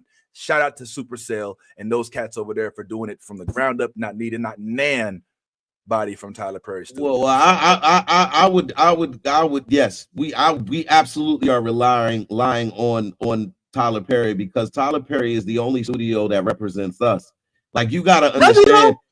Yeah. No, well, what I mean in terms of that is, again, the things that cause you not to be able to do this as, say, a regular director and things are usually the fact that a lot of things are gatekeep. When it comes to what Anthony was saying, as far as like, I don't understand how Black Panther can do $700 million here in the United States, and no production company takes that and values that and says, okay, we need to be doing what Marvel did with Black Panther. That is because there's gatekeeping involved. There is not there. Listen, if you think for 1 minute that these studios want to put a dark-skinned black man as a lead role whose name is not Denzel or Idris Elba, you are sadly confused. A lot of them do not want to take risks on the young and upcoming Aldous Hodges of the world and my man who played the Watchman, Mr. Manhattan. In it, there are roles that you can take that usually are secondary roles. You just saw my man in Aquaman. He played the villain. Yaya's a magnificent actor. I love Yaya, magnificent. But leading roles in movies. You know what leading role he got in a movie? Candyman. That was what we'll see our leading dark-skinned black men in. Unless your name is Denzel Washington and you've put in over 50 years of acting and all of this kind of stuff and everything like that, and everybody admires you because you have gotten all of these roles, you're not getting those. Hannibal, there's no reason that any other studio should have picked up Hannibal other than Tyler Perry. There's no way. Like, honest to God, there should have been over. I disagree. Why did it take so long for Hannibal to get done? It's not like it hasn't been on the board forever when it came down to wanting to do the movie forever. My man who plays Riddick. Vin Diesel. Vin Diesel has wanted to do this for over 20 years. He's Yaz is waving too. We gotta say peace to Yaz. Yaz's bladder has to go. I'm sorry. Y'all won't stop rambling, and I gotta go. So I was sorry. trying I to love wait for y'all to give us a gap. Sorry, I love y'all. I can't wait for the gap because there ain't none. So I had to create my own. I'm sorry. Yo, you pull it up Monday. You pull it up Monday. I gotta go. I'm sorry. Monday. I gotta go. I gotta go. Okay. Monday. All right, fine. Monday, yeah. I will see because I have a busy fucking week of decorating like all the Airbnbs with Christmas shit. So I will try my hardest to make myself free. But all right, we gotta holler at you. So I'll see y'all soon. Bye guys. All right, Bye. Thank you, Yaz. Out of here. Let's go ahead and let Yaz get out of here. Let me do this fancy, like, all right, we'll do this here, then take her off, and then when we come back, she won't be there. Oh, whoops, I did it and fucked it up anyway. All right, we ain't gonna be here too much longer, too. So Yaz, be right behind you. This is a whole different discussion. But all I want to say in retort to what you were saying was that I disagree with the notion that Tyler Perry holds all the keys to access for good Black cinema. I just disagree with him being the arbiter of Black films. I know that he has his studio and everything, but when I say Tyler Perry, you say he's one of us. I don't know if I believe that. Now, Black, absolutely, but we are a certain type of kilt, bro. Like we have certain interests that I don't know if Tyler Perry, and dare I say that Tyler Perry is probably amongst the more, what's the right word? I won't say normal, but he's probably, the way he thinks about the stuff that we think about is probably more mainstream. I consider us a little more niche. Like our interests, I don't know if they're necessarily wild world interests. If I walk out of here and walk up to the first Black person I see and start striking up a conversation about Black Panther and Star Wars, I can bet that probably isn't going to be, depending on where I am, a long conversation. You know what I'm saying? I could give you 700 million reasons why that I could disagree with that. No, you're right. But my point is just that his lack of interest is not so astounding to me because it is why we have this platform. It's just that he has the most potential. Right, that's all it is. That's all it is. He has the most potential. He got his own studio. He's got the money. He's got $1.4 billion. Right, like he's got the most potential. And no, he's not motivated because maybe it's just not his interest. Maybe he didn't grow up as a Blerd. Maybe he don't have Blerd friends. Maybe he never been to Comic-Con. He was in Star Trek. Hold on. That you can't do that, right? Because we already know there's a difference between Star Wars, Star Trek, comic books. There's a lot of nerds out there who'll be like, I love Lord of the Rings and J.R.R. Tolkien, but I've never read a Marvel comic in my life. Right. Well, my point is that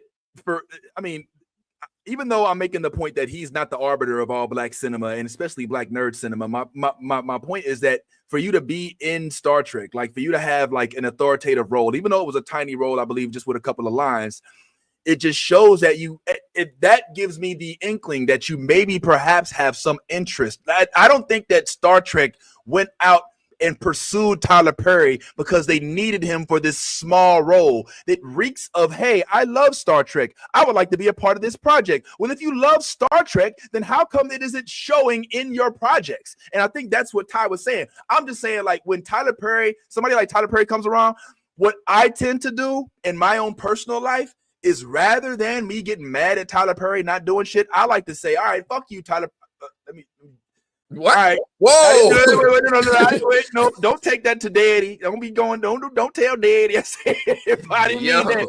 All right. I was saying, like, my first instinct is to be like, okay, well, you ain't gonna do it. Let me show you how it's done, and then I'm gonna make you want to do it yourself, rather than just relying and hoping that one day he'll wake up and grant me the keys to the castle. I just don't think it's gonna happen. I think that we're more likely to get Jordan Peele with a whole studio before we get Ty. And let's also say, do we really, based on everything you said, Ty, do we really want Tyler Perry spearheading the project with him? Not spearheading it. See, this is the thing that I'm saying. But you said that he won't relinquish control. So even if he does, these are all problems that we have with Tyler Perry, and these are the concerns that I have, and that's why I said when you have the creative ability to do whatever you want to do and no one can tell you no. See, that's the difference. As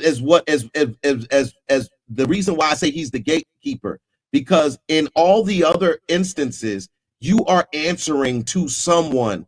He's not answering to someone. He totally has everything to facilitate him doing what we're talking about. You brought up one of the biggest, most simplest transitions that I think would work, which is Milestone. Milestone has many characters in which Tyler Perry Studios could take and create a whole universe just DC, like bro. DCU. No, but my point is, okay, it is. But my point is, if DC is not going to do anything with the Milestone properties, relinquish control to them, just like they did to Matt Reeves. That's what I'm saying.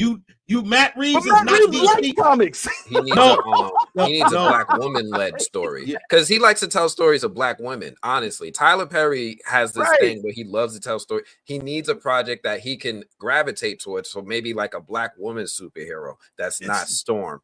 Oh, but there's Black a Lantern. Wonder Woman. He can go Black Wonder Woman. The black. He can, yes. You think there are listen? There are listen, and I don't want him anywhere near other people's stuff. I want him to listen. And I was just about to say that. I was just about to say that too.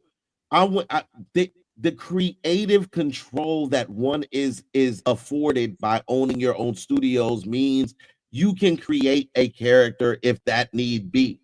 So if this is where you want to go with it, and you want to do a Brightburn, you get what I'm saying? Where you do your own version of a character that exists and create a name for it and create a space for it, you have that control. So yes, as long as he is in the position he is, you are in essence gatekeeping. He is in essence gatekeeping because you're not affording these up and coming directors or up and coming actors the ability to work on films like this and projects like this.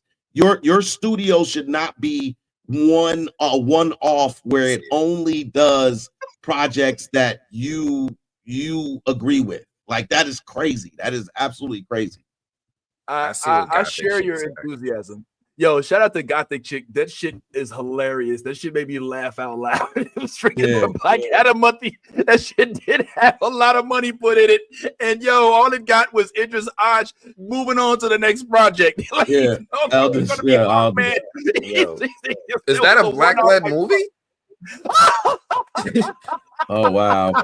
Wow. I think it's Samoan led. It's led by the WWE. Yeah, don't give me that look. And he's black led. You know what I mean?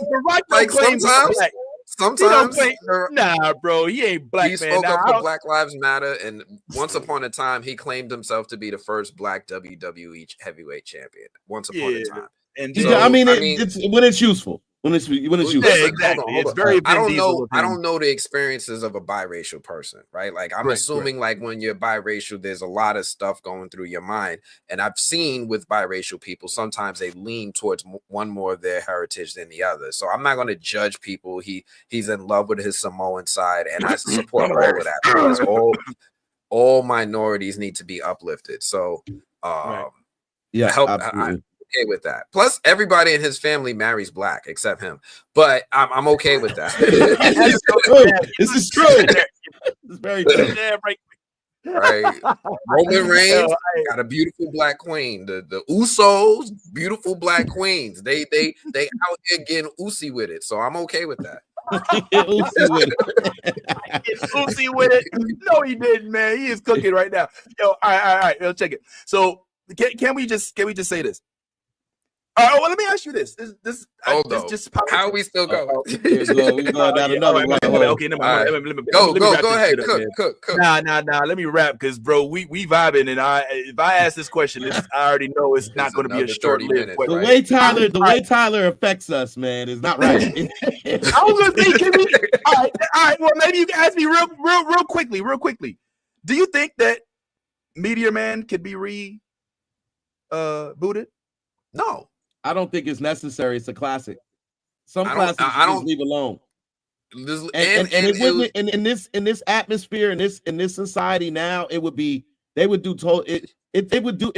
much. The thing that made Meteor Man what it was the idea that a black community it is a village, and it does take a village to raise up everybody, because in the end of that movie, It wasn't Meteor Man who stopped the villain. It was the people in the city who stopped the villain. And like that like those type of those type of the type of themes and the type of stuff that was prevalent in that era are not necessarily prevalent now. So I feel like it would be something totally, they would remake it and it'd be totally different, and it just, some things just don't need to be. It's a classic. And they did kind of remake it with Hancock, right? And with Will Smith, right? Like that was like their like certain stuff. Like now in the new current landscape with DC movies already being out, Marvel movies being out, I don't think these films will have the platform or the spotlight that they used to have when there were less films like that out. That time has passed, but it's time for newer stories to be told. Exactly. Hear me out. Did you all see the adaptation of Will Smith in the Fresh Prince? The Bel Air TV show? The Bel Air series. I've heard good things about it, but I haven't watched it. I actually watched it, and next season is the final season. Shout out to them. It's good, although I would squabble with some of the plot selections in season 1 surrounding the girl and the cousin feud, and wasn't necessarily feeling that as a plot theme. But in terms of how it looks, how it transitions into this, like the new Uncle Phil, the new Aunt Viv, all it all it looks good. And it ended up being successful. I don't want to say successful, but to be renewed is successful, right? I'm just wondering if a short mini Meteor Man 8-episode origin story, where we actually get to be a little more embedded. I mean, listen, Meteor Man mirrors Moon Girl to an extent, in that they're in the community. Moon Girl is on the Lower East Side. Meteor Man is in the projects, and they're always fighting for the community. I think there may be something to explore, and let's keep it real. Robert Townsend ain't real busy right now. This resurfaces him, gives him the flowers of being the genius he is. I don't know, man. I wouldn't be opposed to it, but I'll leave it there. I don't think Robert Townsend is interested in writing any more movies. Remember Robert Townsend? No, I'm serious. Robert Townsend went through a span of like 25 years of making, not only making movies, but also writing shit for other people. Like Robert Townsend has been like the ghostwriter for so many other people when it comes to writing movies and doing stuff that he didn't get a lot of credit, that you don't even know until you look in the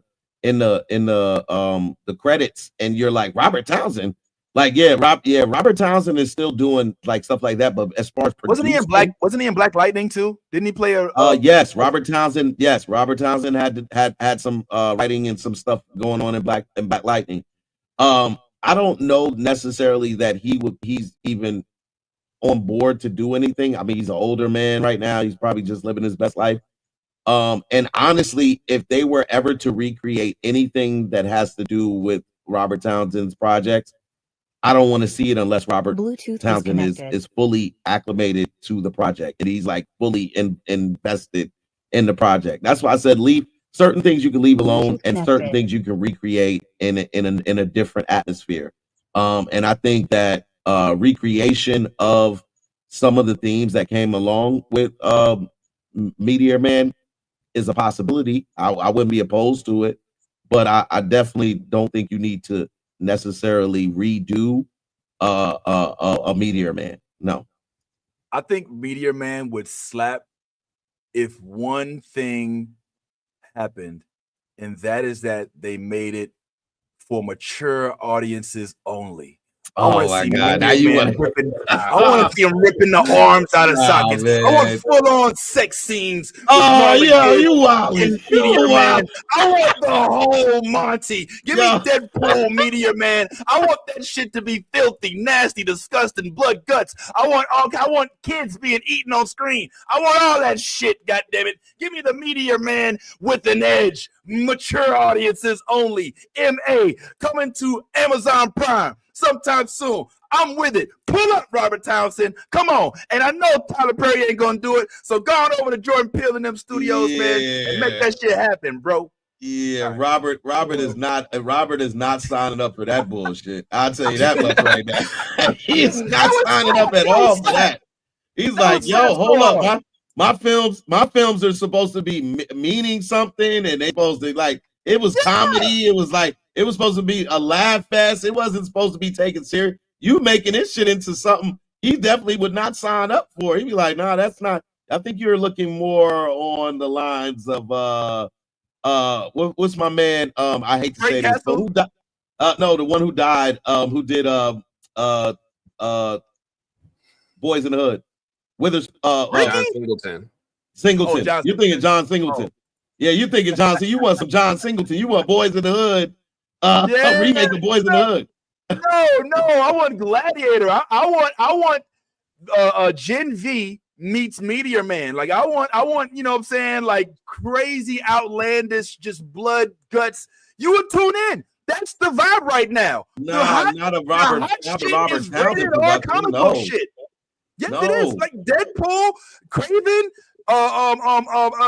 Logan, Gen V, what was the other? What's Gen V based on again? The Boys. The Boys? Yeah, these shits are popping right now. The Peacemaker. These shits are popping, bro. Give me a Meteor Man, bloody, nasty, disgusting, violent, sexual content, strong sexual content, nudity, strong sexual inappropriate content. You are definitely wilding. That's what Meteor Man needs. No, okay. Nah, you are. I'm just gonna hit up Robert Townsend and see if he could join us because we need. Yeah. Please tell him to come through. Right now.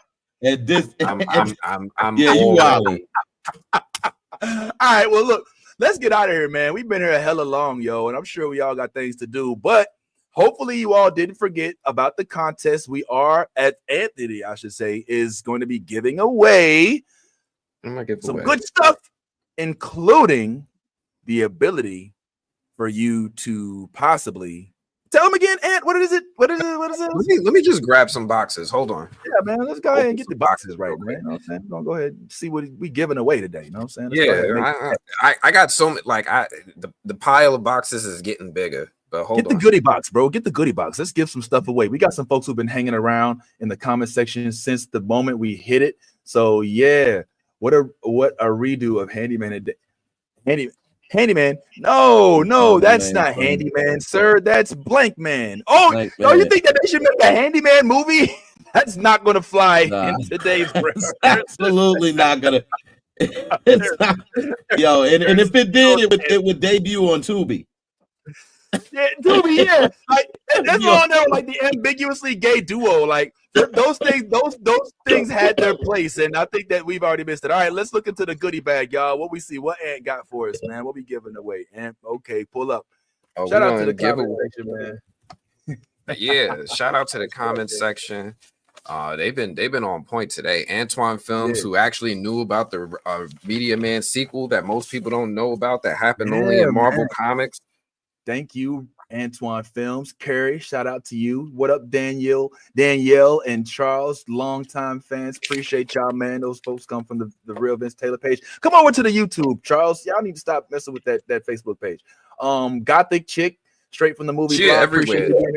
Yo, hold on. Why is you on here twice? Like, hold up, man. Which one are you? She's you're in both. She's on support. She's got it on both screens. She's got us on Twitch and on YouTube. I see you. Speaking of Tyler Perry. What is there it is. Autographed. There it is. Autographed. Wow, time.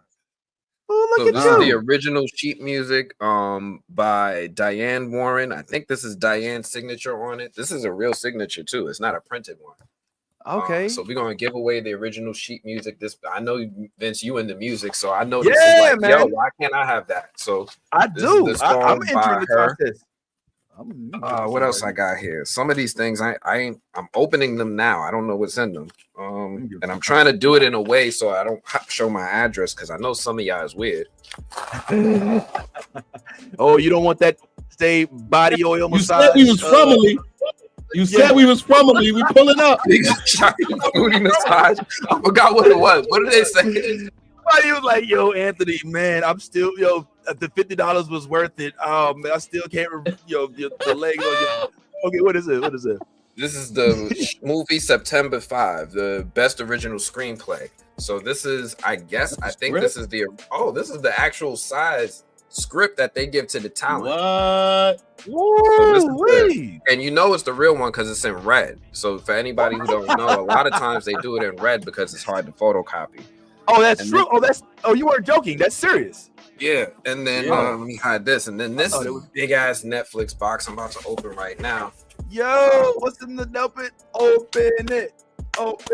Y'all ain't registered yet, man. Tighten up, man. Go ahead, jump on in there, man. Oh, man, what do I got to open Mike this Onassis. Definitely Jay Kelly, if you're still in the building. Appreciate you hanging out. The Derek, I think, was here for a little bit, but he might be gone. Mo, what's happening to you? It was a recent comment. Appreciate you. All of us the whole show. I appreciate her. Appreciate y'all. Shout out to the movie blog. He in here. Let me just. I didn't say that. All City. I don't know if you're still here, but appreciate you being here, man. Everybody who was here, man. This is a big deal. Shout out to y'all. Thank you so much, man. Big up, big up, big up. Mo, is that stand for Missouri? Because that's a great state. Or Montana.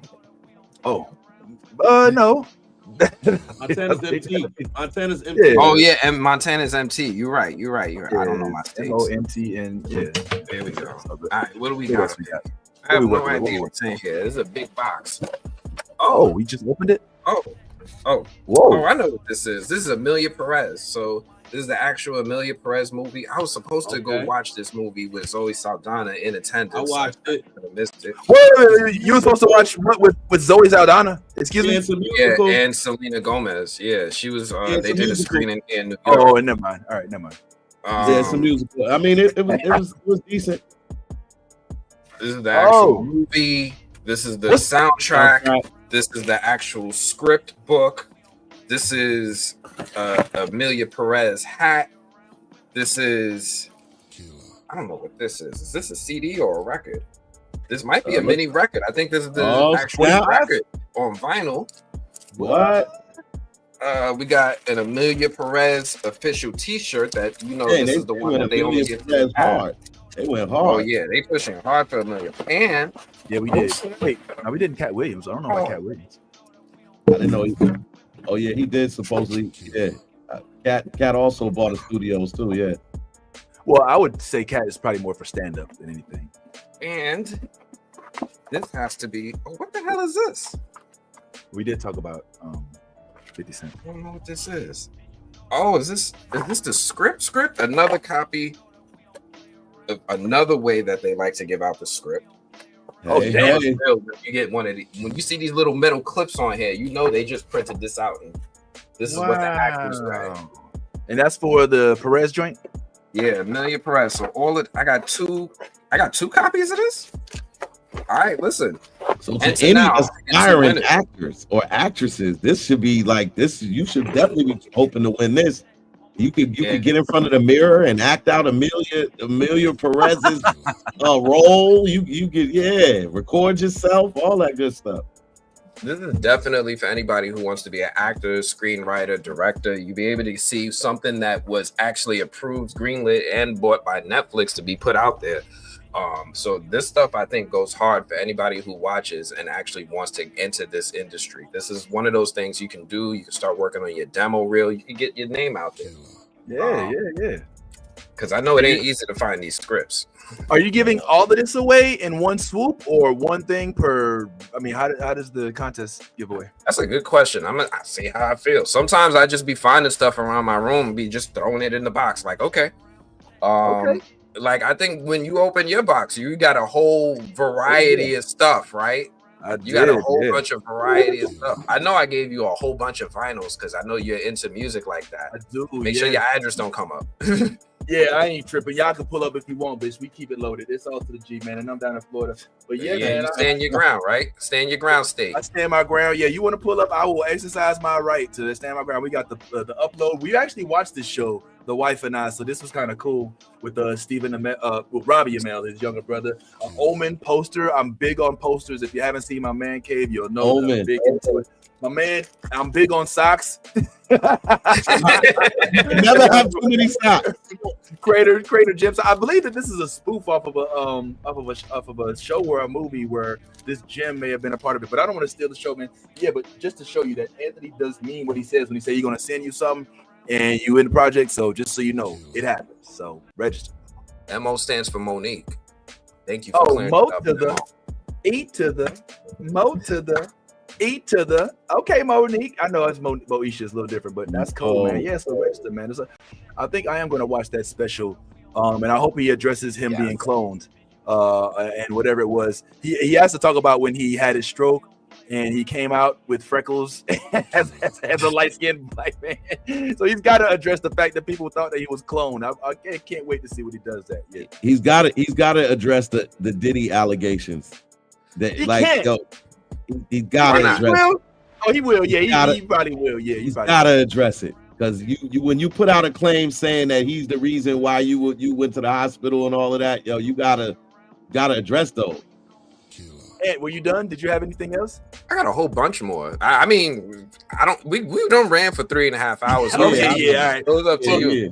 I think his point is that there is much to give away, so do not hesitate. I mean, if we're being real, you should just register just for the fuck of it. Like, what's the worst that can happen? Like, you could literally just win some free stuff, and whether or not you end up using it or rolling weed up on it or giving it away or using it as scrap, it's still free. And it's a token of appreciation from us to you, specifically from Anthony. So we appreciate you, Anthony. On the way out of here, guys, because we've been here long enough, I think it's safe to say that next week we'll be hoping to talk about some of our favorite movies and favorite shows for the year. So I would ask you two gentlemen to sometime between now and next week, try to narrow down your top 5 to 10 shows and movies of 2024. Dare I say, I can already say that Penguin's going to be on the top of both of y'all lists. Number 1. I'm gonna tell you right now, it's number 1 on my list, and it'll be there for a while until I see something to make it change.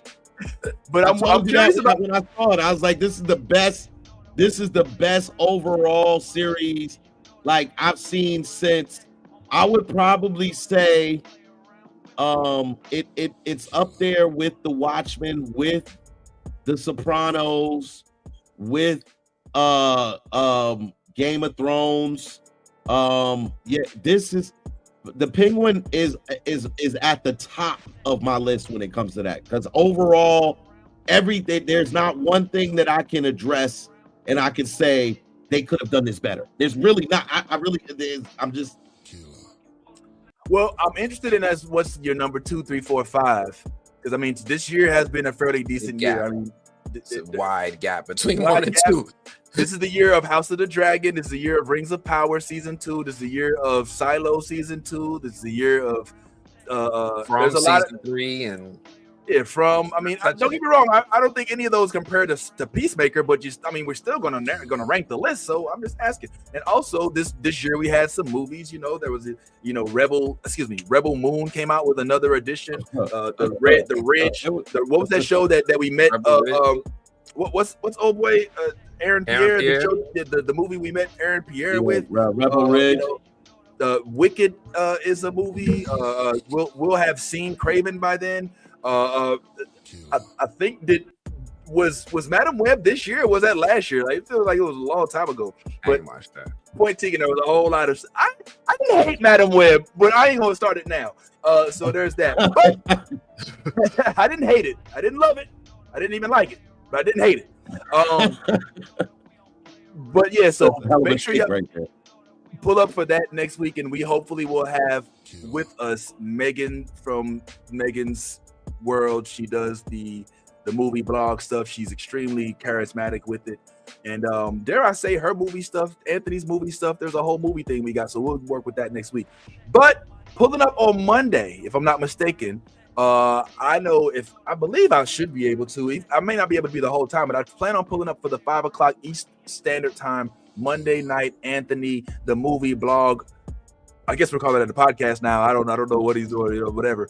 But I'm hoping that there we can maybe touch on a little bit of Dune and maybe a little bit of Silo, if that's okay, Anthony. Yeah. So I have 3 things I want to cover on Monday. I want to cover Dune, I want to cover Silo, and I didn't get to do it, but E-Man got to interview the creators of From. Oh, and why you roll your eyes? You see that? He did. He was like, yeah, I didn't get to do it. Sorry, E-Man. I called them. Like, this ain't even an email. I called you. All jokes aside, I did DM John Griffin, the creator from it. He did say he was going to try to give me the appropriate context so I can interview him. I'm just waiting for him to respond. But E-Man got to interview them, and there's a couple topics that I want to kind of touch on in his interview and just react to it. So Monday, 5 p.m., we're going to, of course, appease the From audience. We're going to touch on Doom. We're going to touch on Silo, and I hope as many of the new Blerd Order can join me in that, because I think there's a lot to add to that conversation from everyone's perspective.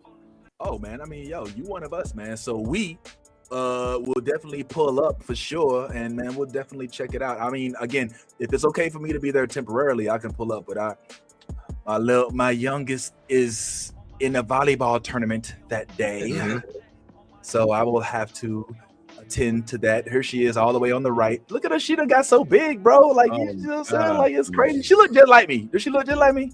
Oh man, yo, she looking more. Nah, she's starting to look more like Kim now. She look like Kim now. Yeah, as she gets older, she's starting to look more like Mom. She was looking like me for a very long time, but. You know, we were hoping she grew out of that, and she did. Yo! Come on, man. Come on, man. We stuck with these faces, man. It's not our fault, bro. It's genetics. But anyway, yo, thank you. So, yeah, make sure y'all pull up. Make sure y'all register. This ticket will be here, and it's on the replay as well. When does the contest end before we go, Ant? Oh, it's going to end next Saturday so that we can announce the winners. Perfect. So next Saturday, pull on up. We're gonna have a full broadcast. I think the stream might be full. We're gonna have more than 6 on the screen, possibly even more. We might even have a long show Saturday. Like, be prepared for 4 hours. Yeah, we're gonna. And I don't got no show that day. If I didn't have a show today, I'd be here for the full 4. But I gotta take another nap before I gotta play the show. I gotta watch out of here. NCAA. So yeah, man, thank you all very much once again for pulling up for this full duration of the time. Shout out to the entire comment section. Shout out to Antoine for watching us while he was playing 2K. You should get the show, homeboy. MLB The Show. It's free on PlayStation right now if you subscribe to PlayStation Plus, if I'm not mistaken. And just go ahead and register for that so I can kick your ass. Hey, one last thing. Hey, everybody in the chat, man, wish Vince a happy birthday. Y'all ain't gonna see him on his birthday. Whatever. That ain't necessary. He'll be 65 in 2 days. Oh my God. Nah, man. Nah, I ain't gonna be 65. Not yet. I hope I reach 65. I do. That'll be 20 plus years from now. So happy birthday man. to my homeboy, man. Days tomorrow. I literally had forgotten. Yeah, I forgot. You know how me, Ty, we don't. Our birthdays ain't a thing no more. You know, it's just a thing. So we don't be getting shit. We don't be getting shit for our birthday, no boys. I know. Yo, why do my family come to me every year like they gonna give me what I want? Like, why you coming? Like, I can buy it for myself. That's what's gonna happen anyway. Like, oh, what you want for my? That's all right. What you gonna go buy me something with my credit card? Like the fuck? But you gonna give me a vacation on me? Like, what the fuck? Part. I'm gonna pick up something for me, and I'll pick up something for you. Oh my God, a PlayStation 5. Oh my God, thank you. How much did this cost me? You know what I'm saying? So nah. But yeah, I'm looking forward to it. One thing I like to do on my birthday is have at least an hour or 2 with the fam. Maybe we'll see a movie, who knows? But I just like to, maybe take a walk. But on the way out, guys, Ty, did you have anything to say? Yeah, shout out to the comment section. As always, y'all have been lit. We appreciate y'all coming through. We appreciate y'all supporting, and we definitely appreciate y'all staying here the whole stream because we hijacked your whole day. And we appreciate y'all 100%. Continue to comment in the comment section. Make sure you hit that like, that subscribe, that share button on your way out. We appreciate it. It helps the channel grow. And yeah, you get more of us. Thanks. Yes, thank you so much, Ty. And on behalf of myself, Big Bad Ant in the movie blog, Yaz, who was here earlier, Nolly, who pulled up, and everybody else who's messed with us in the past, please, as we always say, be your authentic self, because if you ain't being yourself, guess what? You being fake. It ain't no honor in that. And in all things, as we always say, if you a geek, go ahead, let that good geek flag fly. Deuces. I love the new Blerd Order. You should too. Whoa.